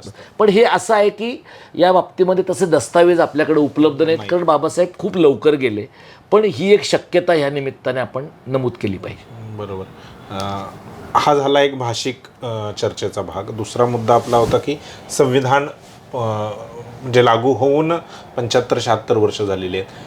ह्या 76 वर्षांमध्ये संविधान किती लागू झालं आहे? आता कसं आहे बघ की टेक्निकली सगळंच लागू झालं आहे. तर टेक्निकली पाहता ते लागू होणं म्हणजे काय, त्यातलं घटना अंमलात आणल्यापासून ज्यांच्या हितासाठी ती आहे, किंवा आपलं प्रास्ताविक जे म्हणतं की आम्ही भारताचे लोक, तर ते जे भारताचे लोक आहेत, आणि गांधीजींना म्हणायचे की तो शेवटचा माणूस, त्या शेवटच्या माणसापर्यंत काय पोचलं, तर शेवटच्या माणसापर्यंत घराचा अधिकार पोचला का, शेवटच्या माणसाला वीज मिळते का, शेवटच्या माणसाला विनामूल्य आणि चांगलं पाणी मिळतं का, शेवटच्या माणसाच्या मुलाचं शिक्षण होतं का, शेवटच्या माणसाला आणि बाईला विशेषतः सुरक्षित राहता येतं का, लहान मुलं म्हणजे मुली नाहीत फक्त, लहान मुलं आणि मुली यांना एका अर्थाने विकृत मानसिकतेच्या स्त्री पुरुषांपासून संरक्षण मिळतं का, एखाद्या सुनेला लग्न झाल्यानंतर शिकता येतं का, कुटुंबामध्ये एकल स्त्री असेल, आणखी घटस्फोटित असेल, परित्यक्ता असेल, ती बाई सुखानं जगू शकते का, तृतीयपंथीयांचं स्थान काय, अशा अनेक प्रकारच्या प्रश्नांचा जो विचार केलास तर आपण एका विशिष्ट दिशेने निघालेलो आहोत. पण एखाद्या वारीमध्ये जसे काही लोक किंवा मॅरेथॉनमध्ये जसे काही लोक वेगाने पुढे निघून जातात, तसा समाजातला एक वर्ग पुढे निघाला आहे, आणि एक मोठा वर्ग असा आहे की जो तुलनेनं पंगू आहे, आणि तो स्वतःच्या जन्मतः नाही आहे, त्याला सिस्टीमने पण तशा प्रकारे विकल बनवलेला आहे. आणि ज्यांना सिस्टीमने विकल बनवलेलं आहे त्यांच्या लेखी तुला असं दिसेल की नाही तेवढा त्यांना घटनेचा आधार मिळू शकत. म्हणजे तू साधं पोलीस स्टेशनला जाऊन बघ, तू इतर कुठेही साध्या अशा काही सरकारच्या यंत्रणेमध्ये जा, तू कपडे काय घालतोस, तुझ्या हातात घड्याळ कसं आहे, तू टाय लावला आहेस का, तू बूट घातलेस का, तू कोणत्या भाषेमध्ये बोलतोस, याच्यावर तुला मिळणारी ट्रीटमेंट अवलंबून आहे. मी मंत्रालयात 2-2.5 वर्ष काम केलेलं आहे. तू बघितलंस तर अशा हातात मोठमोठ्या रुद्राक्षांच्या माळा, सोन्याचा असलेले, गळ्यात मोठ्या चेन असलेले जे लोक आहेत, आणि साधारणपणे ज्यांच्या आगेमागे असे 2-4 बाउन्सर किंवा तत्सम प्रकारचे असे लोमटे लोक फिरत आहेत, तशा प्रकारच्या लोकांना एक भारी प्रतिष्ठा आहे आपल्याकडं. पण तू फार बुद्धिमान आहेस, तू काहीतरी एखादा संशोधक आहेस, पण तुझ्या चेहऱ्यावर फार मवाळपणा आहे तर तुला अजिबातच गंभीरपणे घेतलं जाणार नाही. त्यामुळे साधं तू पोलीस स्टेशनला तक्रार करायला गेलास तर पोलीस स्टेशनला एखाद्या धनदांडग्या माणसाने तक्रार केली तर नुसत्या फोनवर तिकडे कमिशनरपासून सगळे लोक तुला ताडकन उठून उभे राहिलेले दिसतील. म्हणजे ते काही वेळेला इतकं हास्यास्पद पातळीवर जातं असं तुला दिसेल. तू जर हिंदी सिनेमे 20 वर्षापूर्वीच्या काही हिंदी सिनेमांमध्ये पाहिलंस तर काही प्रॉब्लेम झाला की जो हिरो आहे तो पटकन उठून कमिशनरलाच फोन करतो. त्यामुळे बराच काळ आपल्याला असं वाटत राहतं की पोलिसांमध्ये खाली कोण काम करतं की नाही. म्हणजे डायरेक्ट एकतर हवालदार असतो किंवा कमिशनर असतो, मध्ये काही हायरार्कीच नाही आहे. म्हणजे तुला जाणवेल की सर्वसामान्य माणसाला हवालदारापर्यंत पोचता येतं, तो सुद्धा तुमच्याशी तुसडेपणाने वागतो. आणि जो धनदांडगा आहे त्याला करावंच काही लागत नाही, त्याच्यासाठी कमिशनर पण काम करतो.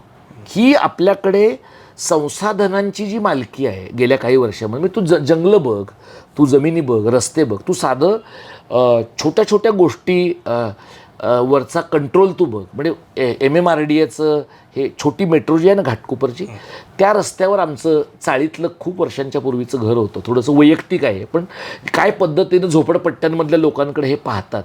तर कुठल्या तरी एका दिवशी MMRDAची माणसं आली आणि ते आमच्या चाळीतल्या लोकांना म्हणले की हे पाडून टाकायचं आहे, कारण हे आड येतं आहे मेट्रोचं. ते आड येत नव्हतं, पण मेट्रो चालू होती. आणि इकडचं का पाडायचं होतं, कारण तिकडच्या बाजूला, समोरच्या बाजूला एक दत्त मंदिर होतं आणि एक बार होता. तर तो बार अजूनही तसा आहे. मेट्रो झाली, मेट्रो चालू होऊन 15 वर्ष झाली, पण बारचं काही झालं नाही. तर त्या बारला हात लागू नये आणि दत्त मंदिराला हात लागू नये, मग कोणाची घरं पाडायची, तर ही पाडून टाकायची. मग त्यावेळेला म्हणजे आता मी चळवळीतला कार्यकर्ता असल्यामुळे मला 4 लोक ओळखत होते आणि म्हणून मी टेलिव्हिजन चॅनलच्या लोकांना घेऊन गेलो आणि मग लाज वाटून MMRDAच्या लोकांनी ते केलं नाही. तेव्हा हे अश्विनी भिडे त्या मेट्रोचं काम बघायच्या. कुणाच्या तरी मार्फत मी त्यांच्याशी बोललो आणि त्यांना म्हटलं की तुमचं लोक असं कसं काय वागतात. तर त्यांचं उत्तर आहे असं की काही वेळेला फील्डचे लोक करतात असं. तू मला सांग, फील्डचे लोक असं का कोणासाठी करतात? झोपडपट्टीतल्या लोकांसाठी करतात ना. फील्डचे लोक रस्त्याच्या आड येणारी किंवा अनधिकृत असणारी 80 मजल्याची इमारत पाडतात, धनदांडग्यांचा बंगला पाडतात, बार पाडतात. आणि तुम्हाला जर कोणाला त्रासच द्यायचा असेल तर तुम्ही कोणाला त्रास देता? तू साधं शाळांमध्ये बघ, शाळेतल्या शिक्षकाला त्रास द्यायचा तर BMCच्या शाळेतला देता तुम्ही त्रास, किंवा ZPच्या शाळेतले देता. तुम्ही CBSE बोर्डाच्या शाळेमध्ये जाता, ती तुमच्यात हिंमत आहे. म्हणजे आपण ही जी वर्गीय रचना केलेली आहे त्या वर्गीय रचनेमध्ये लाभार्थी कोण आहेत? आर्थिकदृष्ट्या बऱ्या गटातले लोक आणि ज्यांच्याकडे मसल पॉवर आहे, ज्यांच्याकडे क्रिमिनल पॉवर आहे, अशा प्रकारचे लोक आहेत. आणि जो सर्वसामान्य पापभिरू अशा प्रकारचा समाज आहे किंवा ज्यांना ॲक्सेस नाही आहे. म्हणजे तू साधं बघ की एकनाथ शिंदेंच्या खूप बातम्या येतात बघ, या आमदाराच्या आईला त्यांनी पाठवले एअर ॲम्ब्युलन्सने, किंवा ते रस्त्यात थांबले. म्हणजे कधी कधी तर मला वाटतं की एकनाथ शिंदे त्या रस्त्यावरनं जावेत म्हणूनच लोक ॲम्ब्युलन्स घेऊन तिकडनं जात आहेत की ते येतील, मग त्यांना कळेल, मग ते आपल्याला गाडीत बसवतील आणि घेऊन जातील. पण एकीकडे एअर ॲम्ब्युलन्सची व्यवस्था केली जाते, दुसरीकडे एखाद्या बाईला गरोदरपणामध्ये बाळंतपणासाठी न्यायचं आहे तर तिच्या नवऱ्याला, सासऱ्याला आणि गावातल्या लोकांना तिला झोळीत टाकून न्यावं लागतं आहे. ह्या काय फरक आहे मला तू सांग? आमदाराची बायको आणि आमदाराची आई आणि गावातली आदिवासी बाई याच्यामध्ये टेक्निकली काय फरक असावा? तर तो ॲक्सेसचा फरक आहे. म्हणजे लोकशाही पोचली का नाही आहे? कारण ॲक्सेस नाही आहे. म्हणजे काही ठिकाणी तू बघ की गावातल्या मुलींना 5-5, 6-6 किलोमीटर चालत जावं लागतं कारण शाळा जवळ नाही आहे. याच्या उलट तू मुंबई शहरामधल्या जर काही शाळा तू पाहिल्यास, इंटरनॅशनल बनवल्या जाणाऱ्या शाळा, तर तू AC घरातनं उतरतोस, AC गाडीत बसतोस, AC वर्गात जातोस. तर एकीकडे या प्रकारची लब्ध प्रतिष्ठितता आहे, दुसरीकडे पूर्ण वंचितता आहे. त्यामुळे घटना अंमलात आली किंवा अंमलात आली नाही म्हणजे काय, तर कोणापर्यंत घटना पोचू शकली, कोणाला त्याचा फायदा मिळतो. म्हणजे तू साधा विचार कर, आता त्या पंकजा मुंडेच्या PAच्या बायकोने आत्महत्या केली, बरोबर नाही, तिचा खून झाला, बरोबर ना, खून झाला तिचा, आरोप आहेत, बरोबर, आरोप आहेत. तू मला सांग, तिच्या बापाने आता नंतर केलेल्या व्हिडिओत म्हटलंय माहिती घेऊन लग्न करा, बरोबर, त्यांचं दुःख मी समजू शकतो. तू मला सांग की तुमच्या मुलीचं लग्न तुम्ही पंकजा मुंडेच्या PAशी जेव्हा केलं तेव्हा बेसिक माहिती घेणे तुमची जबाबदारी होती की नाही? बरोबर. तुम्ही काय म्हणता, पंकजा ताईंकडे बघून आम्ही ती मुलगी दिली आहे, आता तुमच्या मुलीचा जीव गेल्यानंतर तुम्ही कितीही शहाणपणा तुम्ही केलात किंवा कितीही काही म्हणलात तरी तेव्हा तुम्ही माती खाल्ली हे कसं चुकेल? तुम्ही त्या मुलाला मुलगी देण्याच्या अगोदर आपण बॅकग्राऊंड चेक करतो की नाही? तुम्ही काय पाहिलं असेल किंवा पंकजा मुंडेबरोबर काम करतो म्हणजे पैशात लोळत असणार म्हणून तुम्ही मुलगी दिली. असं काही प्रेमविवाह होता असं पण नाही. तू ते दुसरं त्या हगवणे कुटुंबियाचं बघ, दादाच्या पक्षात असलेला तो माणूस, त्या हगवणे कुटुंबियामध्ये प्रेमविवाह आहे त्यांचा.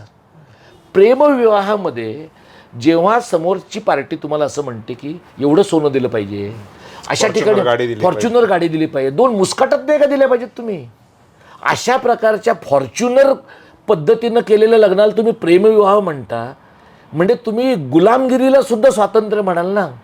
मग जर तुम्हाला तेव्हा फॉर्च्युनर देताना तुम्ही आणि ती फॉर्च्युनर तुम्ही अजित पवारच्या हस्ते दिली आहे, ते देणाऱ्याला पण लाज नाही आहे की आपण फॉर्च्युनर अशा पद्धतीनं देतोय म्हणजे. आणि अजित पवार असं म्हटलेत की ते स्वतःची एका काय कोणाची. तर प्रश्न असा आहे की तुमचा कार्यकर्ता फॉर्च्युनर देतो किंवा घेतो या रेंजमध्ये ज्याचा आर्थिक व्यवहार आहे त्या माणसांना नंतर नणंद मारते, त्या मुलीला सासू मारते, दीर मारतो आणि मुलगी हाल हाल होऊन मरते. काय शिकलात तुम्ही समाज म्हणून? ती जी बाई आहे म्हणजे गरिबातल्या एखाद्या दारुड्या बाईच्या नवऱ्याने तिला मारणं हा जसा प्रॉब्लेम आहे तसा या शिकल्या सवरलेल्या मुलींचे या प्रकारचे मृत्यू होणं म्हणजे वंचिततेतनं झालेलं शोषण वेगळं आहे. वंचितता शून्य असताना झालेल्या शोषणाचं तू काय करणार मला सांग? हे मला असं वाटतं की ज्यांना घटनात्मक व्यवस्थेचा ॲक्सेस मिळण्याची सोय आहे, एकदम शक्यता आहे, त्याही लोकांच्या डोक्यावर दगड पडल्यासारखं झालेलं आहे आणि त्यामुळे ते वापरत नाही आहेत. का तुम्ही वापरत नाही या सगळ्या गोष्टी? मग लोकांचं काय म्हणणं आहे म्हणजे ग्रामीण भागामध्ये एकेकाळच्या म्हाताऱ्या असं म्हणायचं की असू दे, कधीतरी नवऱ्याने मारलं तर काय प्रॉब्लेम आहे. तर कधीतरी नवऱ्याने मारलं तर काय प्रॉब्लेम आहे हे 100 वर्षापूर्वी माफ करण्यासारखं नसलं तरी समजण्यासारखं होतं, नॉर्मल होतं. आता तुम्ही कसं ते मान्य करता? आत्ताच्या घडीला तुम्ही ऑनर किलिंग करणं, आताच्या घडीला तुम्ही भूतमांगी कुटुंबियांच्या पद्धतीनं लोकांची अक्षरशः बायांची फरफट करून त्यांना मारणं आणि सगळं कुटुंब मरेपर्यंत त्यांना न्याय न मिळणं, हे तुम्ही कोणत्या पद्धतीने तुम्ही जस्टिफाय करता? हे एका प्रकारची उदाहरणं झाली. तू वाढवणला जा, तू मुरबेला जा, तू ते बारसू नाणारला जा, या सगळ्या ठिकाणी तुम्हाला सांग, लोक सांगतायत ना प्रकल्प नको म्हणून. लोकशाहीचं तत्त्व काय आहे? लोकांना हवं ते तुम्ही देऊ शकला पाहिजे, लोकांना नको आहे ते देऊ नका. लोकांनी मासेमारी करायची की नाही? लोकांनी एक मिनिमम समृद्ध आयुष्य त्यांना हवं आहे तसं जगायचं. तुम्ही कोण ठरवणार की तिथे आम्हाला समृद्ध अशा प्रकारचं जे शहर बांधायचं आहे? तिथे वाढवणला जनसुनवाई झाली, सुनावणी झाली, तेव्हा जिंदालने पोलिसांचे पैसे दिलेले आहेत. का जिंदाल पोलीस फाट्याचे पैसे देत असेल? आता जिंदालने पोलिसांचे पैसे दिले याचा तू काय पुरावा देणार मला सांग? असा काय जिंदालचा माणूस व्हाउचर करून देणार आहे का? मग तिथली जी पालघरची आयुक्त आहे, पालघरच्या ज्या कोणी जिल्हाधिकारी बाई आहेत, त्या काय करतात? त्या साटलोट आहे ना ह्यांचं. म्हणजे कोणाला तरी वाढवण प्रकल्प आणायचा आहे, त्याच्यात त्याचं हित आहे. मग वाढवण प्रकल्प समजा आला, मुरबेचा प्रकल्प आला, समृद्धी महामार्ग आला, आता हा तथाकथित शक्तिपीठ महामार्ग, तो शक्तिपीठ महामार्ग तू बघ की जिथे ते पत्रादेवीपर्यंत त्यांना तो रस्ता न्यायचा आहे गोव्यात, ते पत्रादेवीचं देऊळ एवढंच आहे, त्याला तिकडले लोक शक्तिपीठच म्हणत नाहीत. अशा ठिकाणी तुम्हाला मार्ग का काढायचा आहे? कारण गडचिरोलीतल्या खाडीतल्या गोष्टी तुम्हाला गोव्यातल्या समुद्रात पोचवायच्या आहेत. ह्या सगळ्याचा फायदा तुम्हाला तुमच्या मित्रांना करायचा आहे. म्हणजे लोकशाहीमध्ये यांनी घडवून काय आणलं आहे की 5 वर्षातल्या एका दिवसामध्ये तुम्ही मालक आहात. कधी मालक आहात? तुझी काय किंमत 2000, तुझी काय किंमत 5000, तेवढी घ्यायची, शांत बसायचं आणि मग तुम्ही मात्र अजिबात वटवट करायची नाही. आणि लोकांचं कसं झालं आहे, लोकांना अशी खात्री पटली आहे की हा पुढच्या 5 वर्षामध्ये मला फक्त शिर्डीला नेणार आहे किंवा बाई असलो मी तर मला राखी बांधून मला साडी देणार आहे, बाकी हा काही करणार नाही आहे. मग आत्ता 5000 घ्यायला काय प्रॉब्लेम आहे? परत 5 वर्ष दिसणार, आता पुढची 5 वर्ष तर दिसणार नाही आहे. तर एकदम बार्टर इकॉनॉमी झाली, मी तुला मत देतो, तुम्हाला 5000 रुपये. या पद्धतीच्या व्यवहारामुळे अंतिमतः आपली जी नोशनल लोकशाही आहे, प्रतिकात्मक लोकशाही आहे, ती सगळ्यांची आहे. ॲक्च्युअल लोकशाही जी आहे ती धनदांडग्यांची आहे. आत्ताच्या घडीला तर या देशामध्ये 2 जण विकतायत, 2 जण खरेदी करतायत आणि जे खरेदी करतायत त्यांना सगळंच मिळतं आहे रे. धारावी पण त्यालाच मिळतं, मिठी नदीचा गाळ पण तोच काढतो, एखादा नवा टोल पण त्यालाच मिळतो. म्हणजे अगदी उद्योगपतीसुद्धा या देशात दुसरे आहेत का नाही, म्हणजे इतकी परिस्थिती आहे. त्यामुळे घटनात्मक लोकशाहीच्या चौकटीमध्ये ऑलिगार्की उभी करता येणं शक्य आहे. घटनात्मक लोकशाहीच्या चौकटीमध्ये धर्मांध माथे फिरूपणाच्या आधारावर उभी असलेली कंट्रोल्ड डेमोक्रेसी निर्माण करता येणं शक्य आहे.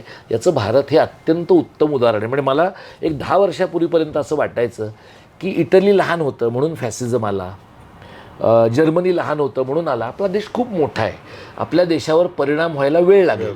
पण आपल्या देशामधल्या मूर्ख माणसांची संख्या किती आहे याचा अंदाज आपल्याला व्हॉट्सॲप आल्यानंतर आलेला आहे.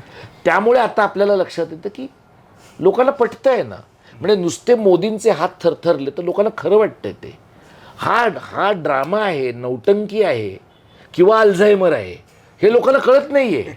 लोकांना असं वाटतं की 500 वर्षानंतरचं स्वप्न पूर्ण झाल्यामुळे भावनातिरेकाने आणि दैवी संदेशामुळे त्या माणसाचे हात हलत आहेत असं या देशामध्ये भल्या भल्या लोकांना वाटतं. आणि असं याच्याबद्दल तुम्ही थोडंसं क्रॉस क्वेश्चनिंग केलं की लोक म्हणणार मग काय तुम्हाला मुसलमान पाहिजेत का.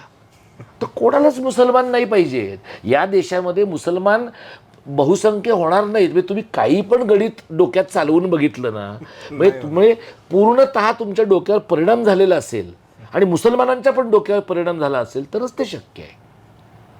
त्यामुळे इतकी आधुनिक प्रकारची व्यवस्था आपण स्वीकारून आपली कल्चरल इकोसिस्टीम अत्यंत रिग्रेसिव्ह असल्यामुळं, अत्यंत मागास असल्यामुळं आपलं आता सॉकेट कसं बसलं आहे एका अत्यंत मागास व्यवस्थेमध्ये. लोकशाही स्वातंत्र्य आपण का वापरतो तर दहीहंडीमध्ये प्रचंड मोठे DJ लावून लोकांचे कान फुटतील अशा पद्धतीनं गौतमी पाटीलचा नाच आपण लावत. गौतमी पाटीलच्या नाचाबद्दल माझं काही किंबहुना त्यातल्या तर तेवढीच बरी गोष्ट आहे बाकीच्या सगळ्या धांगडधिंग्याच्यापेक्षा.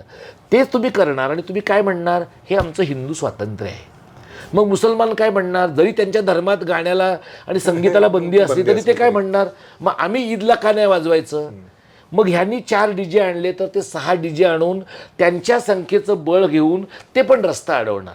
म्हणजे हा जो स्पर्धात्मक निर्बुद्धपणा आहे ना याच्यात हे आपल्या आत्ताच्या अत्यंत भेसळयुक्त लोकशाहीचं अपत्य आहे. त्यामुळे ज्यांचं हित व्हायला पाहिजे त्यांच्यापर्यंत न पोचणं, डिलिव्हरी मेकॅनिझमचा प्रॉब्लेम असणं आणि काही लोकांकडे, काही मोजक्या लोकांकडे संसाधनांचा अतिरिक्त कंट्रोल हे आत्ताच्या घडीला लोकशाहीचं वैशिष्ट्य आहे. म्हणजे अगदी 1-2% लोकांकडे 57% संपत्ती जी आहे ती एकवटलेली आहे. दुसरं एक शेवटचा प्रश्न, जात व्यवस्था जी भारताला एक रोग लागलेला आहे बऱ्याच वर्षांपासून, 75 वर्षांमध्ये म्हणजे संविधानाने तशी तरतूद केलेली आहे परंतु ते लागू झालेलं नाही आहे. तर काय कारण आहे की जात व्यवस्था अजूनही संपुष्टात आणण्यामध्ये, म्हणजे फक्त मी राजकारण्यांकडे किंवा त्या भागाकडे बघत नाही आहे, न्यायपालिका आहे, मीडिया आहे, तुम्ही आम्ही सामान्य नागरिक आहोत, काय प्रॉब्लेम काय आहे ती एक तू बघ की आपल्याकडे आपल्या देशामध्ये एकतर आणि मराठी भाषा लवचिकपणे वापरतो आपण म्हणून लोक जात नाही ती जात असं एक म्हणण्याची पद्धत आहे आपली. असं आहे की बाबासाहेब जातमुक्तीबद्दल बोलले, जातीच्या अंताबद्दल बोलले. म्हणजे ते जे उद्दिष्ट आहे ना ते ज्याला युटोपियन तू म्हणशील अत्यंत आदर्शवादी उद्दिष्ट आहे. एखाद्या देशामध्ये जेव्हा माणसं संघटित करण्यासाठी तुम्हाला काहीतरी एक आयडेंटिटी लागते, मग ती भाषा आहे, जात आहे, धर्म आहे, वंश आहे, त्यावेळेला त्या आयडेंटिटीचा लोप होईल ही शक्यता फार दुर्मिळ आहे. म्हणजे बाबासाहेबांनी ज्या वेळेला जातमुक्तीचा मुद्दा मांडला त्यावेळेला सावरकरांनी असं म्हटलं होतं की संघटना जातींच्या व्हायला पाहिजेत. तर त्यावेळेला बाबासाहेबांच्या सारख्या लोकांनी त्यावर टीका केलेली आहे. आता जर तू पाहिलंस तर भारतामध्ये, महाराष्ट्रामध्ये अगदी बारीक बारीक जातींच्या संघटना आहेत. म्हणजे असं नाही की एका जातीची एक संघटना आहे त्याच्यामध्ये म्हणजे आता परत मराठा अशी एक त्या आडनावाच्या लोकांची संघटना आहे. म्हणजे सोनारांमध्ये वेगळ्या लोकांची संघटना आहे किंवा मातंगांमध्ये वेगळी संघटना आहे. म्हणजे महार राहिलेल्यांची संघटना आहे, नवबौद्ध झालेल्यांची संघटना आहे. आता दलितांची संघटना आहे, दलित ख्रिश्चनांची संघटना आहे. म्हणजे आपल्याकडे तुला असं जाणवेल की जातीचा लोप करण्यातनं लोकांना जो फायदा दिसतो त्यापेक्षा जातीचं सुसंघटित रूप निर्माण करणं, कन्सॉलिडेशन करणं, यातनं इलेक्शनपासून प्रोसेसच्या फायद्यांपर्यंत लोकांना जास्त फायदे दिसतात. म्हणजे साधं तू बघ, ह्या निवडणुकीच्या आधी विधानसभेच्या एकनाथ शिंदे मुख्यमंत्री असताना त्यांनी वाटेल तेवढ्या जातींची महामंडळं उभी केली. म्हणजे एवढ्या जाती आहेत प्रभावी हे सुद्धा लोकांना त्या निमित्तानं कळलं. इतक्या प्रचंड मी ज्यावेळेला आम्ही 7 जुलैला इथे आझाद मैदानात आंदोलन केलं, आमच्या शेजारचं जे आंदोलनाचं जो मांडव होता तो कक्कय्या समाजाचा होता. त्यामुळे त्यांनी कक्कय्या समाजाचं आर्थिक विकास महामंडळ करावं ह्या मागणीसाठी लोक बोलवले होते. आणि आमच्या आंदोलनाला सकाळी जितके लोक होते त्याच्या 5पट लोक त्यांच्या आंदोलनाला होते. कारण त्यांचा फोकस पक्का आहे. त्यांचा काय आमच्यासारखा भाषा वगैरे ॲबस्ट्रॅक्ट फोकस नाही आहे. त्यांचा फोकस क्लिअर आहे. तू कक्कय्या आहेस का? तुला महामंडळ पाहिजे का? तुला नको असलं तरी पाहिजे. त्यामुळे तू मी सांगतो तुला पाहिजे, त्यामुळे तू ते महामंडळाला हो म्हण. आणि लोकांचं काय म्हणणं आहे, मला पैसा मिळणार. आणि लोकांचं काय म्हणणं आहे, महामंडळ झाल्यावर तोटा होणार का? नाही होणार. हा आज अध्यक्ष आहे, तो उद्या अध्यक्ष आहे, परवा मी अध्यक्ष, असं फिरवाफिरवी करायची. त्यामुळे लोकांचं असं झालं आहे की जातीमुळे समाजामध्ये काहीतरी तुम्हाला आयडेंटिटी मिळण्याची क्षमता वाढली आहे. उपद्रव मूल्य पण आहे की म्हणजे लोक असं म्हणू शकतात, आमच्या जातीबद्दल बोललात तर खबरदार. म्हणजे शिवाजी महाराजांच्याबद्दल कोणी बोलायचं? मराठ्यांनी बोलायचं. तू ह्याला गेलास ना वडू बुद्रुकला, जिथे संभाजी महाराजांचं स्मारक आहे, तिथे जर तू गेलास तर तिथे 2 ठिकाणी ती स्मारकं छोटी छोटी आहेत. तर एक ठिकाणी म्हणजे जिथे ते शिवलेंचं गाव आहे, जिथे असं म्हणतात की संभाजी महाराजांच्या शरीराचे तुकडे करून टाकल्यानंतर ज्यावेळेला इतर कुणी मंडळी आली नाहीत तेव्हा तिथल्या शिवले महार जमातीतल्या लोकांनी ते त्यांचा देह शिवला आणि म्हणून ते शिवले. आता काय आहे की या प्रत्येकाची स्वतःची बिथक आहेत. याचं डॉक्युमेंटेड एव्हिडन्स तुमच्याकडे असतो किंवा असत नाही, पण त्यातनं त्या शिवलेंना एक आयडेंटिटी आहे, त्या वडू बुद्रुकच्या लोकांना एक आयडेंटिटी आहे. आता असं तू गावागावांमधनं तालुक्यातमधनं गेलास तर जातीची एक आयडेंटिटी उभी राहते. आणि त्यातनं लोकांना असं लक्षात आलं की आपण एक ग्रुप म्हणून, जात म्हणून जर गेलो तर तुला रोजगार मिळू शकतो, ह्याला पेट्रोल पंप मिळू शकतो, मला एखादी एजन्सी मिळू शकते. म्हणजे लोकशाहीमध्ये लाभांचं वितरण हे जर जातकेंद्री झालं आणि त्याच्या बदल्यात आपण काय करायचं आहे तर आपल्या जातीतल्या लोकांच्या एका मतांचा ॲश्युरन्स त्या माणसाला द्यायचा आहे. म्हणजे मतांचा ॲश्युरन्स आणि जातनिहाय लाभार्थीपणाचं वाटप याच्यातल्या सॅटलोट्यामुळे ना जातीचा लोप होण्याची शक्यता मला नजीकच्या भविष्यकाळात दिसत नाही. म्हणजे वैयक्तिक पातळीवर माणसं डिकास्ट होतील, वैयक्तिक पातळीवर माणसं आंतरजातीय लग्न करतायत, वैयक्तिक पातळीवर लोक एकमेकांशी जातमुक्त पद्धतीने वागतच नाही आहेत असं नाही आहे. पण सामूहिक पातळीवर डिकास्ट होण्याचा जो प्रयोग आपल्याकडे समाजवाद्यांनी, डाव्यांनी, काही आंबेडकरवादी मंडळींनी पण केला, तशा प्रकारचा प्रयोग नजीकच्या भविष्यकाळात भारतात यशस्वी होण्याची मला शक्यता दिसत नाही. कदाचित बाबासाहेब आज असते तर जाती अंताच्या लढ्याच्या पेक्षा वेगळा विचार करून जातीच्या अस्तित्वाची, अशा प्रकारच्या टोकदार राजकीय अस्तित्वाची दखल घेऊन मग काय करायचं याचा त्यांच्यासारख्या माणसाला विचार करावा लागला असता. पण दुर्दैवाने बाबासाहेबांचं नाव सांगणारी जी मंडळी आहेत, दलित चळवळीतली आणि दलितेतर चळवळीमधली सुद्धा, यांच्याकडं त्या प्रकारचं व्हिजन नाही. त्यामुळे आता त्यांनीसुद्धा स्वतःला त्या प्रकारच्याच सॉकेटमध्ये घालून घ्यायचं ठरवलं आहे. प्रकाश आंबेडकरांनी ह्या बाबतीमध्ये काही एक प्रयोग करून पाहिला. म्हणजे वंचित बहुजन आहे किंवा त्याच्या अगोदरचा किनवटचा प्रयोग जो त्यांनी केला, हे मला महत्त्वाचे प्रयोग वाटतात. पण हे प्रयोग जे आहेत ना, हे काहीसे अण्णा हजारेंच्या राळेगणसिद्धीच्या प्रयोगासारखेच आहेत. ते एका गावापुरते, एका शहरापुरते, एका निवडणुकीच्या पुरते, आणि त्याचं तुम्हाला राज्यनिहाय सार्वत्रिकीकरण करता येण्यासाठी ना ज्या पद्धतीने तुम्हाला राजकारण करावं लागतं आणि राजकारण करण्यासाठी ज्या प्रकारे तुम्हाला भांडवल लागतं, ते भांडवल तुम्हाला मिळण्यासाठी ना ते भांडवल जातीत आहे. आणि ज्यांच्याकडे भांडवल आहे त्यांचं काय म्हणणं आहे, आमच्या अजेंड्याच्यापासून हलू नका. अजेंड्यापासून हल्लात की लोक भांडवल देत नाही. त्यामुळे ते जे राजकारण आहे, त्या राजकारणाची जी इकॉनॉमी आहे ती कशी आहे, बौद्धांचं राजकारण यशस्वी होऊ शकतं, बौद्धांकडे एक विशिष्ट भांडवल आहे. ढोरांचं राजकारण यशस्वी नाही होत, त्यांच्याकडे भांडवल नाही आहे. चर्मकारांचं राजकारण शिवसेनेत जाऊन यशस्वी झालं आहे, मातंगांचं राजकारण BJP बरोबर जाऊन यशस्वी झालं आहे, काँग्रेसच्या बरोबर जाऊन नवबौद्धांमधल्या एका सेक्शनचं राजकारण यशस्वी झालं, पण ते पेनिट्रेट झालं नाही. त्यामुळे लाभांचं वितरण ही एक अत्यंत महत्त्वाची गोष्ट आहे आणि ते ज्या पद्धतीने घडेल त्या पद्धतीने मला वाटतं की जातीच्या अंताची लढाई आणि जातींना सॅनिटाईज करण्याची लढाई, म्हणजे जाती सॅनिटाईज करणं एवढं आवश्यक आहे की एकेकाळच्या वंचित जातींमध्ये पण एकमेकांचं बरं चाललेलं नाही आहे, त्यांच्यामध्ये पण अंतर्गत दुफळी आहे. त्यामुळे आणि दुसरीकडे असं झालं आहे की ह्या 2014च्या स्वातंत्र्यानंतर काही लोकांना असं वाटतं की आमची जात बाय डिफॉल्ट सुपेरियरच होती, विशेषतः ब्राह्मणांना असं वाटतंय. आणि काही बहुजनांना असं वाटतंय की हे जे काही तथाकथित हिंदू राष्ट्र उभं राहतंय ते आमच्या खांद्यावर आहे. त्यांना हे कळत नाही की हा खांदा काय आहे, या खांद्याने जसा वामन गेला ना आतमध्ये तसं तुम्ही पण आतच जाणार आहात. ते कळायला बहुजनांना अजून 25 वर्ष लागतील. पण तोपर्यंत लाभाचं वितरण आणि संघटितपणाचे फायदे तोटे याचं काहीतरी एक नीट गणित मांडल्याशिवाय जातीची व्यवस्था लावता येणार नाही. म्हणजे जाती व्यवस्था म्हणजे जसं युरोपामध्ये मार्क्सने म्हटलं की शेतकऱ्यांना कामगारांना एक या, तर तिथले आले तेच भारतामध्ये लागू होत नाही आहे. कारण इथे बाबासाहेब जसं म्हणतात की ग्रेडेड डिग्रेडेशन आहे भारतामध्ये. तर तसं तुम्हाला म्हणजे मराठी म्हणून ओळख ज्यावेळी तुम्ही सांगता की मराठी जनांना एक या, त्यावेळी तुम्हाला त्या गोष्टीची काय हे होते का, त्रास होतो का? होतो ना. हे बघ, आम्ही ज्याला 2002ला सुरू केलं ना हे सगळं, त्याला आम्हाला लोकांचं म्हणायचं हे तुमचं मराठीचं आंदोलन ब्राह्मणी आहे. कारण तोपर्यंत मराठीचं काम करणारे सगळे लोक ब्राह्मणच होते. आम्हाला तेव्हा हे सांगायला लागायचं की आमची आडनाव बघा, आम्ही त्या अर्थाने ब्राह्मणी नाही आहोत. मग लोकांचं काय म्हणणं होतं, तुम्ही ब्राह्मण नसाल पण तुम्ही भटाळलेले आहात. मग ते आम्हाला लोकांना सांगायला लागलं की आम्ही शुद्ध अशुद्धच्या परिभाषेत नाही बोलत, आम्ही प्रमाण अप्रमाणच्या परिभाषेमध्ये बोलतो, आम्ही व्यापक विस्तारलेल्या मराठीच्या परिभाषेमध्ये बोलतो.